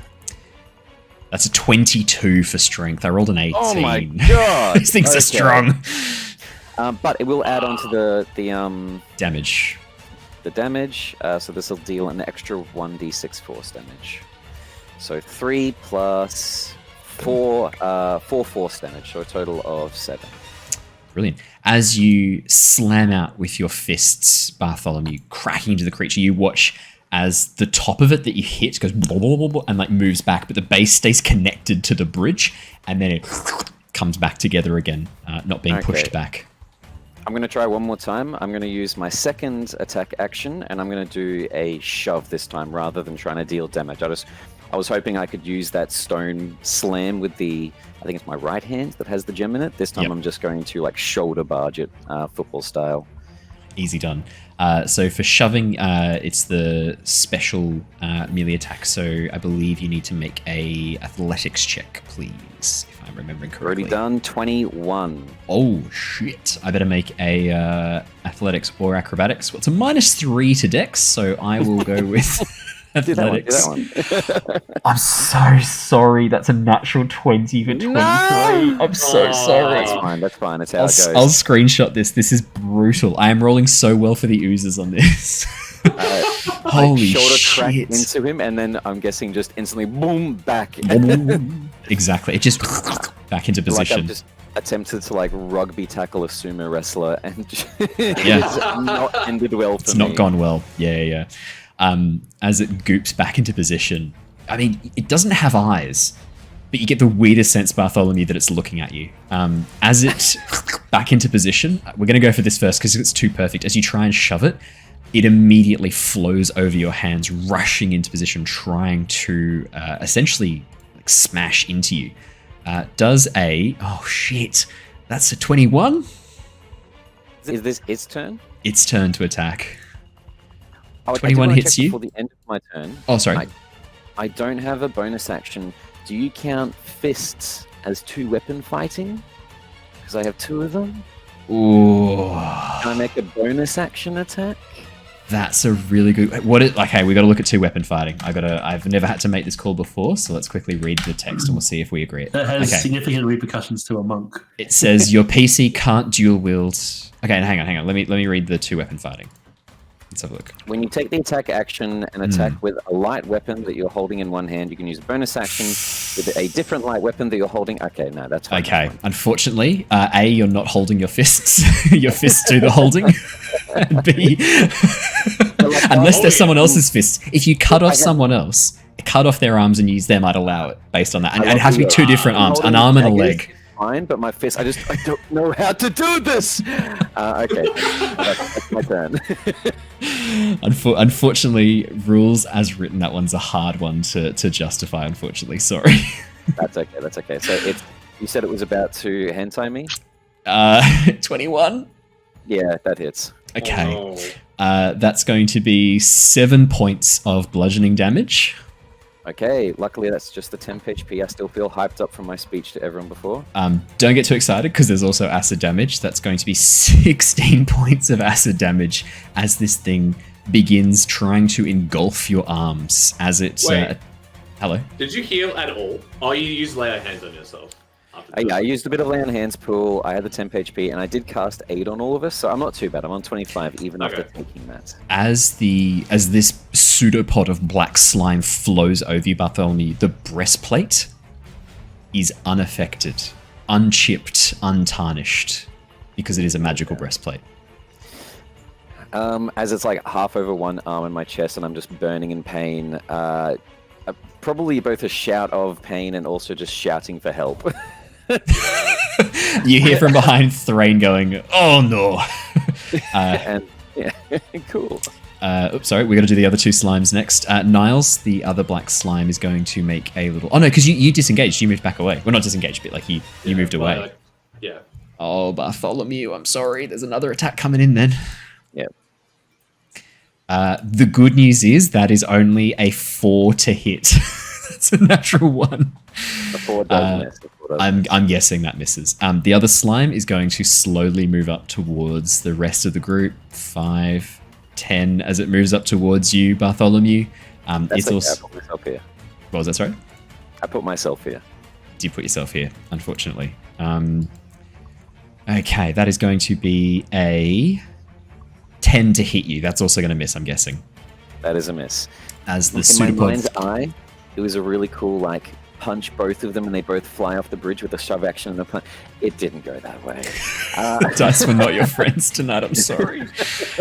Luckily, it is Kong Chi's go next. From the back of Threign, the gnomes scurry down and then begin rushing over towards the edge of the bridge and pulling up what looks like these little mushrooms. We're not sure what they're doing, but it seems like they're trying to do something.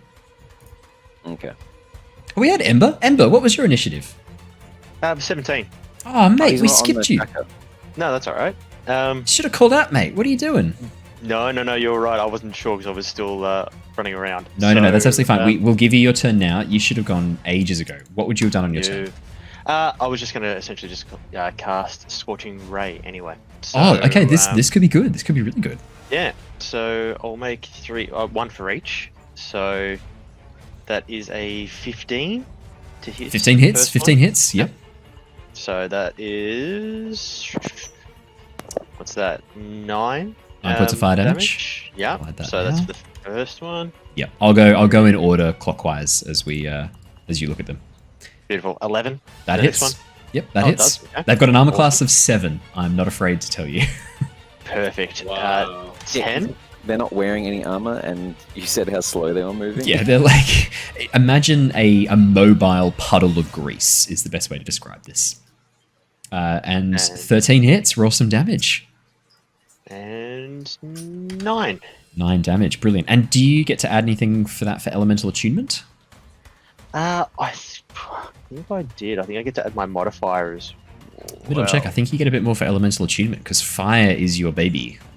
Yes. Have a quick look at your features and traits. It'll be underneath your feats. Any fire damage where you roll a 1, it becomes a 2 instead. Did you roll any 1s for your damage? No, I don't. No, you did I not. So you're all good. You're all good. Easy done. And I'll just cast Flame Seed as well from Flicker. Yeah. So I'll just cast that at the closest one. So The one right in Bartholomew's grill. that's the one, and it uses my spell attack modifier. The one that's so currently that is eating Bartholomew, I think is the best way to describe it. 21 definitely hits. Wow, 21. Flicker. I don't think I've seen Flicker roll below a 15 attack. He doesn't normally miss. No, he does all right. Flicker doesn't miss. Pretty good. And that 5 is damage. 5 damage, I think. Brilliant. Yes. Plus my proficiency bonus. So another 3, so 8. And 3 damage, 8 damage. Ember, as you unleash this fire damage from your hands, the scorching ray shooting out from your fingers, what does the scorching ray look like for Ember? I think you've cast this before, but we didn't go into too much detail. I'd love to get a description of it now. No. So essentially, there'd be just a couple of small little. I mean, the whole theme was meant to be Pokemon themed anyway. So a couple of little balls essentially that I'm juggling, and I just go to throw them out. It loops around and just manages to curve in each time. So just a small little red ball, and as it hits, it will explode out. So I love Flicker doing Flame Seed as being like a copy of that, as you do these like juggling balls of Scorching Ray. You watch as Flicker does the same thing with a tiny little fire seed and then shoots it over. That's great. I love that. That's it. It does seem to be super effective, Ember, as you cast all this fire and it slams into these dark slime-like shapes. It does seem to have dealt some damage. Kong Chi's mission was to get Lyra to safety, correct? Correct. So it's probably just going to move towards you, Ali, and then just like lower, I guess, a head for you to mount onto it. She'll sort of probably respond to that, but like sort of at the same time, like a bit of a, I will be fine, but and then all right, and sort of swings herself up if she can. I've got mushroom powers. It would probably help with its antlers, like flinging you up onto it, and then it's just going to try to keep her out of distance, and I guess hold an attack action. Perfect. With its horns. Threign is going to go, finally, time for a big battle. Threign really likes his axe, though. I don't think Threin's going to use his great axe. Threin's going to switch to one of his hand axes for this. I don't think like I know Jared. I know Jared would not have Threign use his like very special. He does like throwing things. He's got some javelins, but I think Threin's seeing you in danger. Bodies, like literal people throwing literal people, which we saw with Owens. He could definitely try and pick up the slimes and throw them over the bridge. The thing is, though, you're currently attached to one. Yeah. Yeah. You're currently attached to one of them, Bartholomew, and Threign has heard you call out for help. Plus, Threign hasn't had a chance to do much actual battle. That is a point. Threign hasn't really been doing much glorious battle. 5, 10, 15, 20, 25, 30. Threin's going to rush up in between you, Niles, and the slimes next to Tim and just behind Bartholomew. He's going to turn to you, Bartholomew.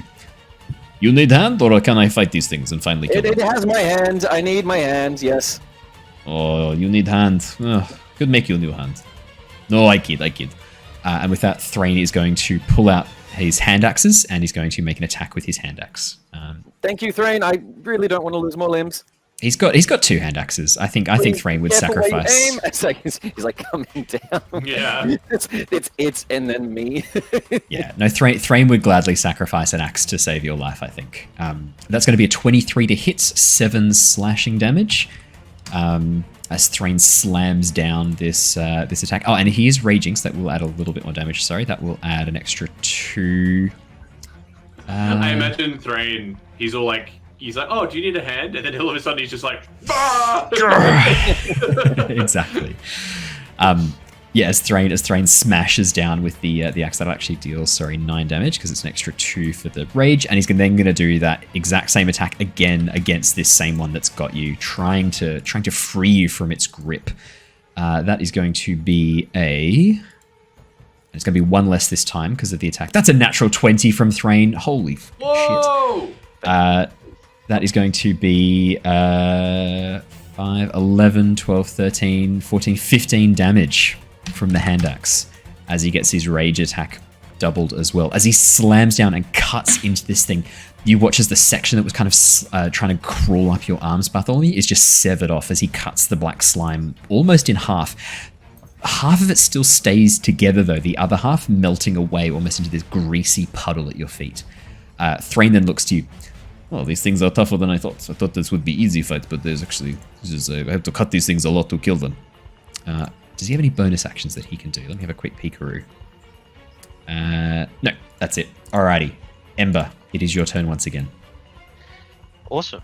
So seeing that Dream's hand is stuck in one of the creatures, or Barth, I should say, I'll get Flicker to fly. What's that? 5, 10, 15, 20, 25, 30. I'm hoping that's roughly there. So right next to. As Flicker rushes up along the side of the bridge, hovering over the dark waters below. That's the one. And he's going to look at Bart, maybe give him a bit of chirp, and then he's going to cast Fiery Teleportation. So I am very willing. Very willing? I was going to say whether or not you want to come or not. So, if they could make I'm assuming it might just be the 2 either side to Flicker's left and... Is it dex saves they need to make? It is dex saves they need to They make. have a -3 to dexterity. Their dexterity total score, Simon, is 5. Their intelligence is 1. Weirdly, their charisma is also 1. Not charismatic? What? That is a... Holy fucking shit. That's a -2 and a -1 to my dex roll. I think they're going to take some damage there. The -2 is a natural 1, -3. I rolled a 2. I rolled a natural 1 and a 2. Holy That's shit. fantastic. That's balancing out my 20s earlier. That's a 3 plus my... So it'd be 6. another 6, correct? 5 damage. 6 damage. And Bartholomew and Flicker teleport back 30 feet, was it? 15 feet. So just behind Threign. Perfect. Correct. Yep. Yeah, that's and perfect. Then from there, I will use my action to cast... I might just do Produce Flame at this point, because I haven't got many spell slots left. And I'm going to go for the one that's just in front of Tim. So... That is that's an 8. Their armor class is 7, Si. You hit. Oh, well, yep, fantastic. Would you Even like better. to roll some damage? Yeah. 11 that is damage. 11 fire damage. Holy Done. shit. As this blast of flame flies over the head of Tim and smashes into the pudding, how do you want to do this? It's just it's a black sludge, so I imagine it might just catch a light, like, I don't know, like Yeah. oil or something like that. Just all of a sudden hits it, maybe fizzes a little bit, then poof, massive flame. Perfect. As the fire streaks out of your hands and strikes into the slime, something about the consistency of it, with all the damage it's taken, maybe there's a difference to the internal and external chemicals that comprise this thing, but it just almost explodes into this puff of flame, instantly vaporized as the fire strikes into something deep within its core. The remaining bits of sludge just immediately lose all form, dropping into a puddle on the ground as you take out the sludge. Very nicely done, man. Perfect. All righty. Niles, it is your turn next. You can see Threign is up and close with these two slimes. The one that was attacking Bartholomew, you watch as Ember just extinguishes it, rather appropriately. Yeah. I guess I turn to Bart. Oh, are you okay? Look you a up bit and better down. now, yes. They, it burns a lot. Oh, okay. I'll try and look at my hands. I'll make it quick. And Niles will swoop, probably coming off to like the to the side of one of the black slimes, so not to engage both, but just the one that isn't being engaged by Threign at the moment. And yeah, he's just gonna do what he does best, which is just punch with his fists. Pa-pa! I think we need the official Niles flurry of blows sound effect. Yeah, he's gonna do that. Cool. Let's get some attack rolls. 22 hits? Absolutely. Do you want to just roll all the attacks and I'll tell you they all hit? Because unless you roll a natural 1, you're hitting every time, basically. Yeah. With an armor class of 7. Yeah. Perfect. 8 and 6 damage. Brilliant. Yep. 14 total damage from those 2 strikes as you slam into it. You watch as the goop seems to reverberate with the power of your strikes. Does seem to have done some damage. Amazing. That's all I can do. Fair. Alrighty. Yep. Lyra, it is your turn next. Alright, so first question is, does Tim still continue to pursue the black slimes, or do I need to give him another command to... You gave him the instruction, retarget? attack the slimes, correct? Hmm. Let me just quickly read. It's not raised dead, is it? Yes, it is. Raised dead. Let's have a quick peekery. I'll just double check and No, make animate dead. Animate dead. Sorry, it isn't animate. Yeah, animate dead. Let me just double check the wording of the spell really, really carefully. Just make sure I'm getting it correct. Yeah, if you or you can issue a general command such as to guard a particular chamber or corridor. If you issue no commands, no. So once given an order, the creature will continue to follow it until its task is complete. So yeah, you're good to go. You've given it a task. Attack the slimes. So Tim's gonna move into this spot here. Try and give Niles a little bit more of a buffer between having 2 slimes come at him. And he's gonna attack him with his war pick. Fantastic. Roll me an attack. Again, I don't think your zombie servant can miss on this. Oh, he could actually. 3 or below would miss, but that is an 11. That is an attack that hits. Mm-hmm. 9 damage. 9 damages. As your spore servant, Tim, the enchanter, the Darrow that you guys destroyed, now a spore servant working for you, strikes into this puddle of black slime, the war pick, which is, in this case is rather than a war pick, it's actually like a section of fungus growth on his arm that becomes a bladed weapon, strikes through, carving off a section of this disgusting slime-like creature. That is Tim's go. Lyra, you still have your action and bonus action. Yep, so for the bonus action, she's going to chuck a first level healing word at Bart, seeing, oh wait, we didn't have that short rest, he's probably a little bit squishy still. So 6 healing points for Bart. Thank you. And then with her action, it's going to be another chill touch on whichever slime is looking the least damaged, if she can tell. Oh, it's very hard to tell. For two reasons. One, they're slimes, and two, they're actually quite close in hit points. In that case, she'll attack the one that's probably that Tim just attacked. Brilliant. Alrighty. That is going to be a 9. That does hit. 3 points of necrotic damage. Brilliant. 3. Hey, every little bit counts. That was Heck three less hit points than it had a moment ago. Bartholomew, it is your go. Okay. Oh, if she can, she's going to move forward a little bit too. Bartholomew does want to try to aid Threign and Niles. Interception is there for a reason. So he's going to 5, 10, 15, move through Niles' square, 20, 25, 30. Getting back between them, I know Flicker did just help me, but this time instead, now that the attention seems to be on Niles and Threign, is going to just take the dodge action. So hoping more so to block attacks coming at his allies with interception and just save people hit points. I don't have any healing at the moment, so I'm just doing this the old-fashioned way by trying to stop the attacks before they reach. Brilliant. As you rush into position, the slimes, not really having eyes or senses, but able to sense the movement of your body as it moves into position, their attention divided. I'm going to get who looks the most happy. Oh, actually, Dave looks really happy. Dave! Sorry, one second. I just want to make sure that I'm reading this right. When a creature you can see hits a target other than you within 5 feet of you with an attack, you can use... Okay, so it's the creature they're hitting that's within 5 feet, so I would want to be here. You'd want to be, next to Niles and Tim and Threign. And Threign. Okay, perfect. Done. Brilliant.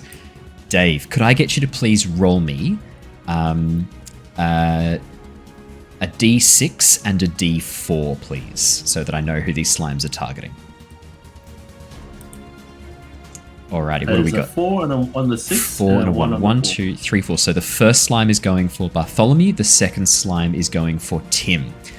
Bartholomew does a... And it's going to be with disadvantage because you are currently dodging. 13.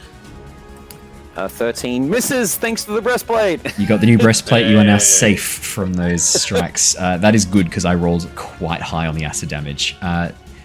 Next attack is going for Tim. This one does not have disadvantage. Lyra does a 17 hit Tim. Probably. Just double checking. Yeah. It does just. I think it might do. Oh, a 9 on the dice. I'm going to take that down by 12 damage.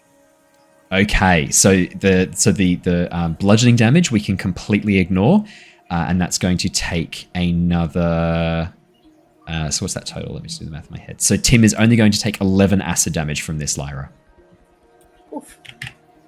Oh, but that's it was worse, trust me. Well, 12, exactly 12 worse. Oh, like the last second try to Sparta kick the pseudopod away with my clawfoot. Yeah, and you use your arms to pull Tim back out of the way as you kick forwards, just getting in the way of the strike and preventing it being as brutal as it could have been. As the slimes move into position, it is now Kong Chi's go. Same thing is just going to be keeping Lyra safe. Tactic. Keeping Lyra safe, keeping distance with a held attack. Actually, the gnomes, sorry. At the end of the initiative round, you watch as the 3 gnomes rush forward next to Kong Chi. You watch as Gobbledy pulls out a small... I'm having a mental blank on the name. Slingshot, a small slingshot. And you watch as they load in the mushrooms that they've been collecting, and he takes fire towards, let's say... Dave, can you roll me another D4, please? And then can I get you to please roll me a D20? And then can you roll me 2d6? Dave is going to be in charge of the gnomes for this little bit. So that's a 2. That's a 2 on the d4. Yep. There's a 12 d20. Yep. And there's a 6 and a 2 on the 2d6. Fantastic. Alrighty, so as the gnomes fire this wad of squashed up mushrooms, bound in some string and covered with some strange liquid, as it flies towards the black slimes and strikes into the surface, you watch as it slowly absorbs in, and the slime then begins writhing, and it takes 8 points of damage as the gnomes do their turn. You hear from behind... Oh, sorry, what was that, Dave? Oh, I just said that's good. The gnomes are helpful. Wow. You hear from behind... More helpful than Harry right now. Only because, well, I don't know. Harry's gathering intel on the inside. Harry's a mole inside the Drow camp at the moment. I mean, he's also a prisoner. They know about him. Harry's right where he needs to be. Weirdly, I think Harry is slightly safer. So, as the gnomes call out, you hear Gobbledy from behind go, this stuff's toxic to them. We're going to keep flinging it. Don't let them touch you. They dissolve armor and flesh. And then gives a thumbs up from behind. Could have learned that a little earlier. We were busy with the mushrooms. I thought Noose was going to tell you. Threign is going to... Threign is going to just go, oh, those are the same way as everything. And he's going to smash down with his hand axe. It now has a -2 to hit because it has taken 2 hits against the creature. And he's going to make another strike. Okay, Threign. That's going to be a 15 -2 is 13, and then an 18 -3 is 15. So both are going to hit. That is going to be 9 and 6. 15 points of slashing damage as he strikes down into the slime. Again, he carves off a massive chunk of it, and for a moment it looks like the chunk is about to form into its own slime, but it immediately just dissolves and falls apart. Something about these seems wrong, a little bit off. Alrighty, next up in the initiative order is Ember.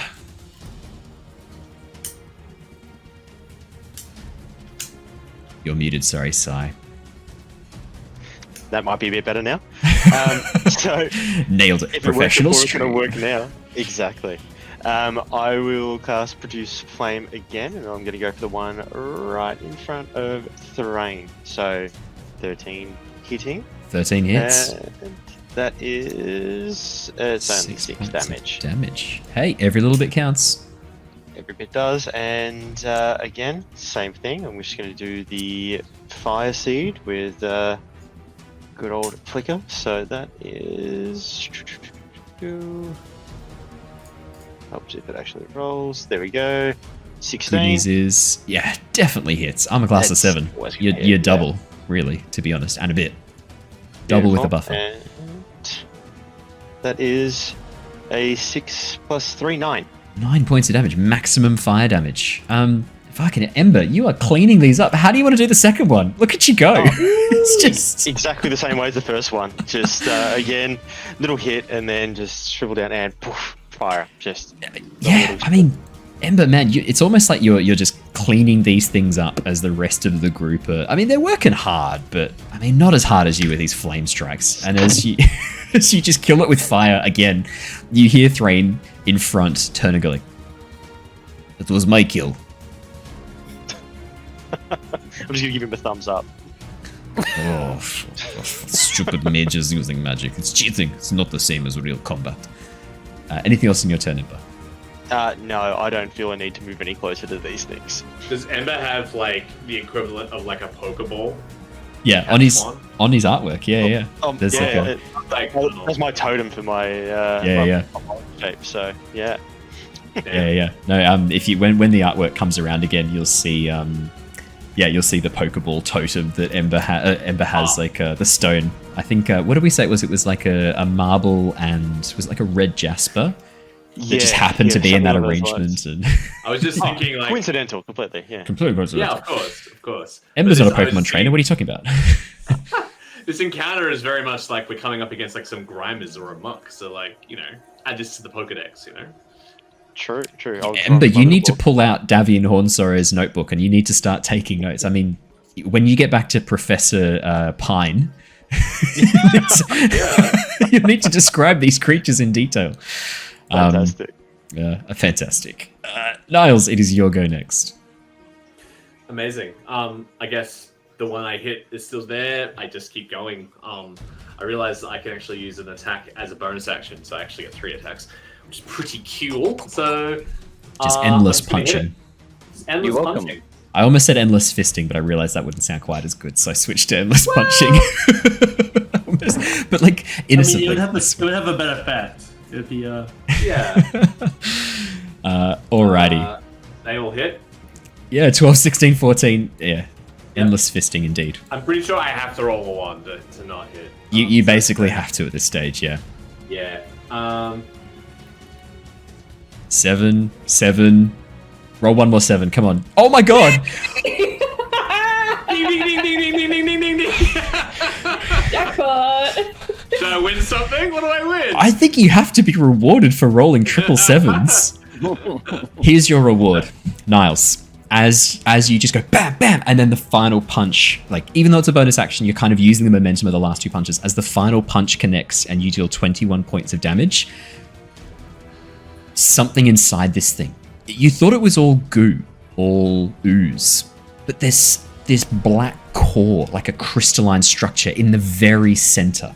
And as your fist moves in and you feel this, by instinct, as you're pulling your fist out, you quickly grab it and pull it with you. And as you do so, you watch as the tendrils of blackness holding this thing in place strain against you, and this final tug, you snap it off. And as the second you do, you watch as this black mass immediately down into this puddle of liquid, slowly draining over the bridge.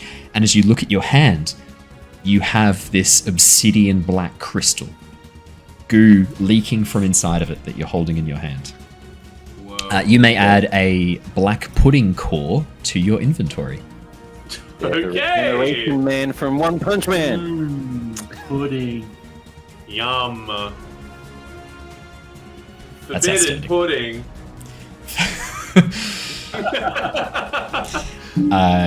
Amazing. That was definitely enough to be lethal, but the precision of your blows, getting 3 7s on your strikes, the precision must be rewarded with the extraction, the perfect extraction of the slime core. I love it. With that, you watch as the last slime dissolves into nothingness, and from behind you hear Goldie being like, we're gonna do a couple more shots with the slingshot, but I guess that's fine too.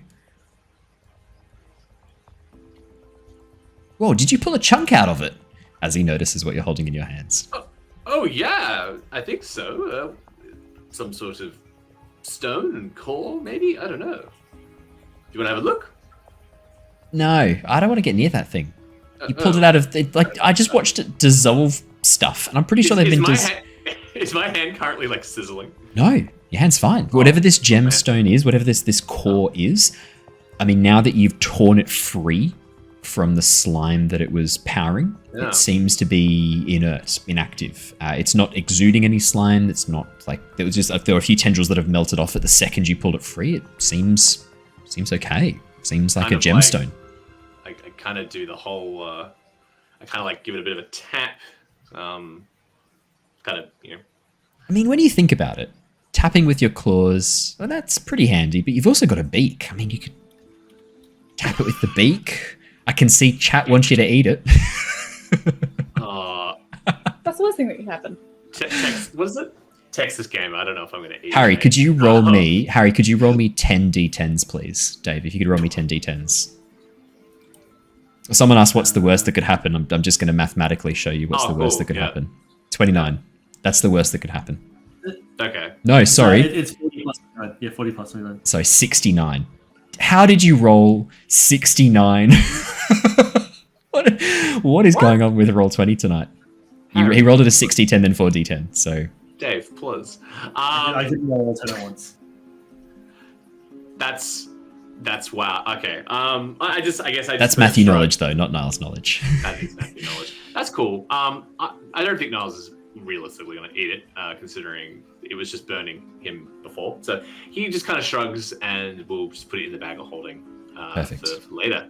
Threign might eat it. Now we're going to jump back to Harry. As the rest of you jump out of initiative and then make your way across the bridge. We'll jump back with you guys next session, but I think we need to spend a little bit more time with Harry tonight. Harry, the journey that the Drow take you on For a while, you are able to ride Tenser's floating disc. The bound and gagged as you are, with the gag now removed from between your mouth and lowered so that you can talk to them. You are still bound, and as time moves on, you can feel and shift. Whatever they've bound you with, it's like a thick braided cord, similar to a rope, but it feels much more, like almost like spiny, like almost like a braided steel cable, but I mean, it doesn't feel like metal. It feels almost like this strange, like textured surface. And if you try and sort of glance around and see, it has this almost like bizarre dark purple light coloring, like these strands of dark purple bound together into what looks almost like a rope. They have bound your arms together, your legs together, and they've also hog-tied you. They've tied the arms and legs together so that you can't possibly run away. And they've positioned themselves also. Do you what? Sorry. Do I still have the gag in my mouth as well? No, they have removed it. The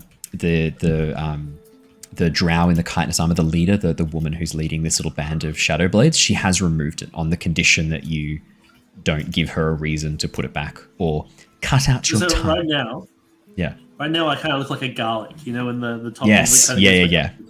You look like a garlic. Yeah. Yep. The only thing is you're not trussed between a stick carried by the drow. That's a lot of effort. They've just essentially cast Tenser's floating disc, dumped you on it, and now they're just walking and you're being carried behind on the disc. For the next hour, they walk along, and then Tenser's floating disc, the spell ends. And there's a pause, and you watch as the woman sort of looks down at you and then reaches down, pulling out the same blade that she stabbed that mage through the chin with, reaches down, cuts the hog tie, and then cuts the cords on your feet. At a specific point, you watch as these purplish cables seem to run together. She lifts them up and rewinds them, and a moment later, there's almost no sign of the damage that she did with the blade. And as she tucks it away, she looks at you, looking down, and then gently reaches down and hoists you to your feet by your shoulders. I'm trusting you not to run. Don't give me a reason to do something that you would regret. No? Yep, I'll hop in line. She pauses. You hear another little chuckle from behind you, the same drow who laughed at your previous joke. And as she glares back and gives them a look, she goes, all right, Zerum, you're in charge of him. If anything happens to him, there will be punishments you cannot imagine. With that, you hear you feel a hand on your shoulder push you forwards, and an older woman behind you mutters, get on with it then, rabbit, muttering in Elvish. But you speak Elvish, they don't know you do, and so you understand her. As you're pushed along, arms are still tied, right? Your arms are still tied behind you, yeah. So the ropes, now that you've had a bit of a chance to feel it out and get a bit of understanding of what the bindings are, they run from your wrists down to your elbows behind you, holding your arms together. It's pretty painful. There's a lot of strain on your shoulders and on your collarbone. It's I only have little rabbit arms. You only have little rabbit arms, yeah. And as you glance down, you can see that all of the knives that once were adorning your belt, they're not there anymore. What about my crossbow? Crossbow? Gone. Oh, Harry just puts his head down and hops along. Perfect. The journey continues for some time through the darkness. The drow not needing any sources of light to see clearly, but still expecting you to keep in pace. Over the next hour and a half, 2 hours, they take you along the ridge bordering the edge of the Dark Lake, up into a region of tunnels much higher above, looking down into the depths of the caldera that forms this main part of the Dark Lake. At the end of this period, as you begin walking along, you begin to see a structure rising out of the gloom ahead. It's off the pathway, maybe about 200, 300 feet away down along a small rise, and the drow are definitely keeping a large berth of it, staying silent, hidden in the shadows, moving through quietly and softly. But this structure that you can see, it looks almost like a low, almost imagine like a low bunker, built partly into the cliff face, with the roof of it open in almost like this arched dome, opening almost like a flower, and you can see light, soft, glowing, bluish, almost like a bluish aqua-coloured light shining from within this structure. You hear from behind you, obviously speaking in Elvish, thinking that you're not able to understand. You hear two of the Drow Shadowblades conversing.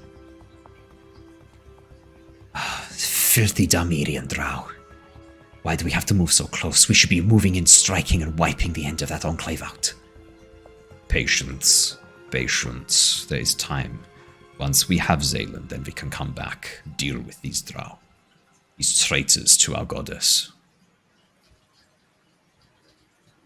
As they begin moving along the ridge and beyond. If there's anything you'd like to do, Harry, now's the time to let me know. Hiri would like to look around to see if he sees any signs of his friends or any signs of further enemies, such as the other Drow. Or, yeah, and he's also going to try and, like... He has his rapier. They don't know he can cast any magic, really. But, they need a booming blade. But, he wants to see if he can sense where his rapier is. Yeah, because you do have a special connection with your blade. Yes.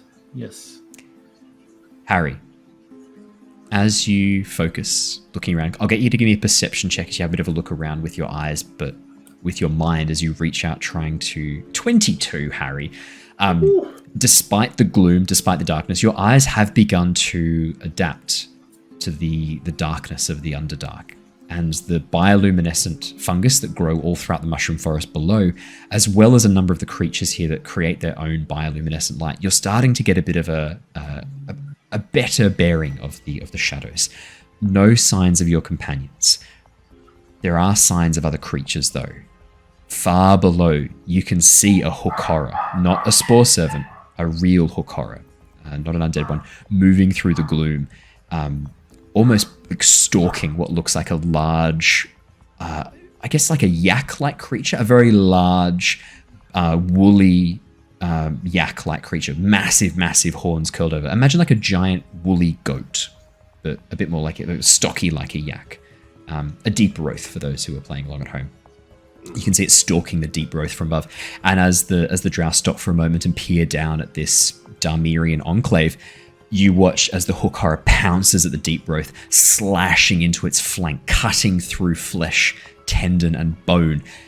This bellowed cry echoes through the cavern. You watch as the Drow immediately turn, watch, and then look back again, almost unaffected by the sight of the deep growth being torn apart by the Hokara. With your mind, as you reach out, you can sense that connection. Through the stone embedded in your hand, through the connection to your deity, you can feel a pulsing almost, not too dissimilar from a heartbeat, coming from the Drow that's pushing you, the Drow behind. And as you reach out with your... Yeah, just behind you. And as you reach out with your mind, you can feel that connection to your entity again. Feel that connection to your patron. Still intact. Okay.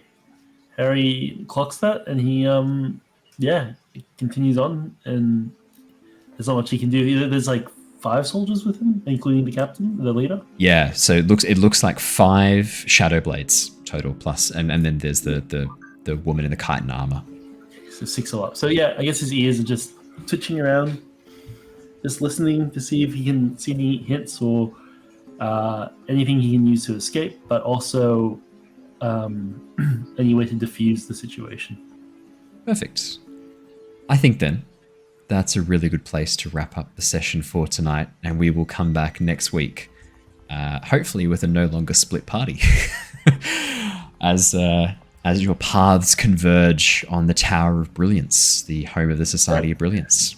Well, thank Harry you. has a new party. Or a new party. Exactly. Harry's joined a new group. Harry's joined the Shadowblades. Thank you so much, everybody, for coming and joining us. Remember, if you're watching this live on Twitch, we have so much more content you can catch up on our YouTube channel. If you just do Lost Archives D&D, you'll find it straight away. We have all of the previous episodes of our Return of the Giants campaign, as well as our completed Tyranny of Dragons campaign, all 105 episodes of Tyranny of Dragons, along with our ongoing Curse of Strahd campaign, and just to top it all off, our complete campaign playing through Avatar The Last Airbender D&D called Avatar Legends, which you can also watch. New series of that is coming very, very shortly. Until next time, though, everybody, it is a good night and a goodbye from us. Stay safe, stay well, and we will see you all again live next Monday for Curse of Strahd. But until then, farewell, everybody. Goodbye! Bye. Farewell!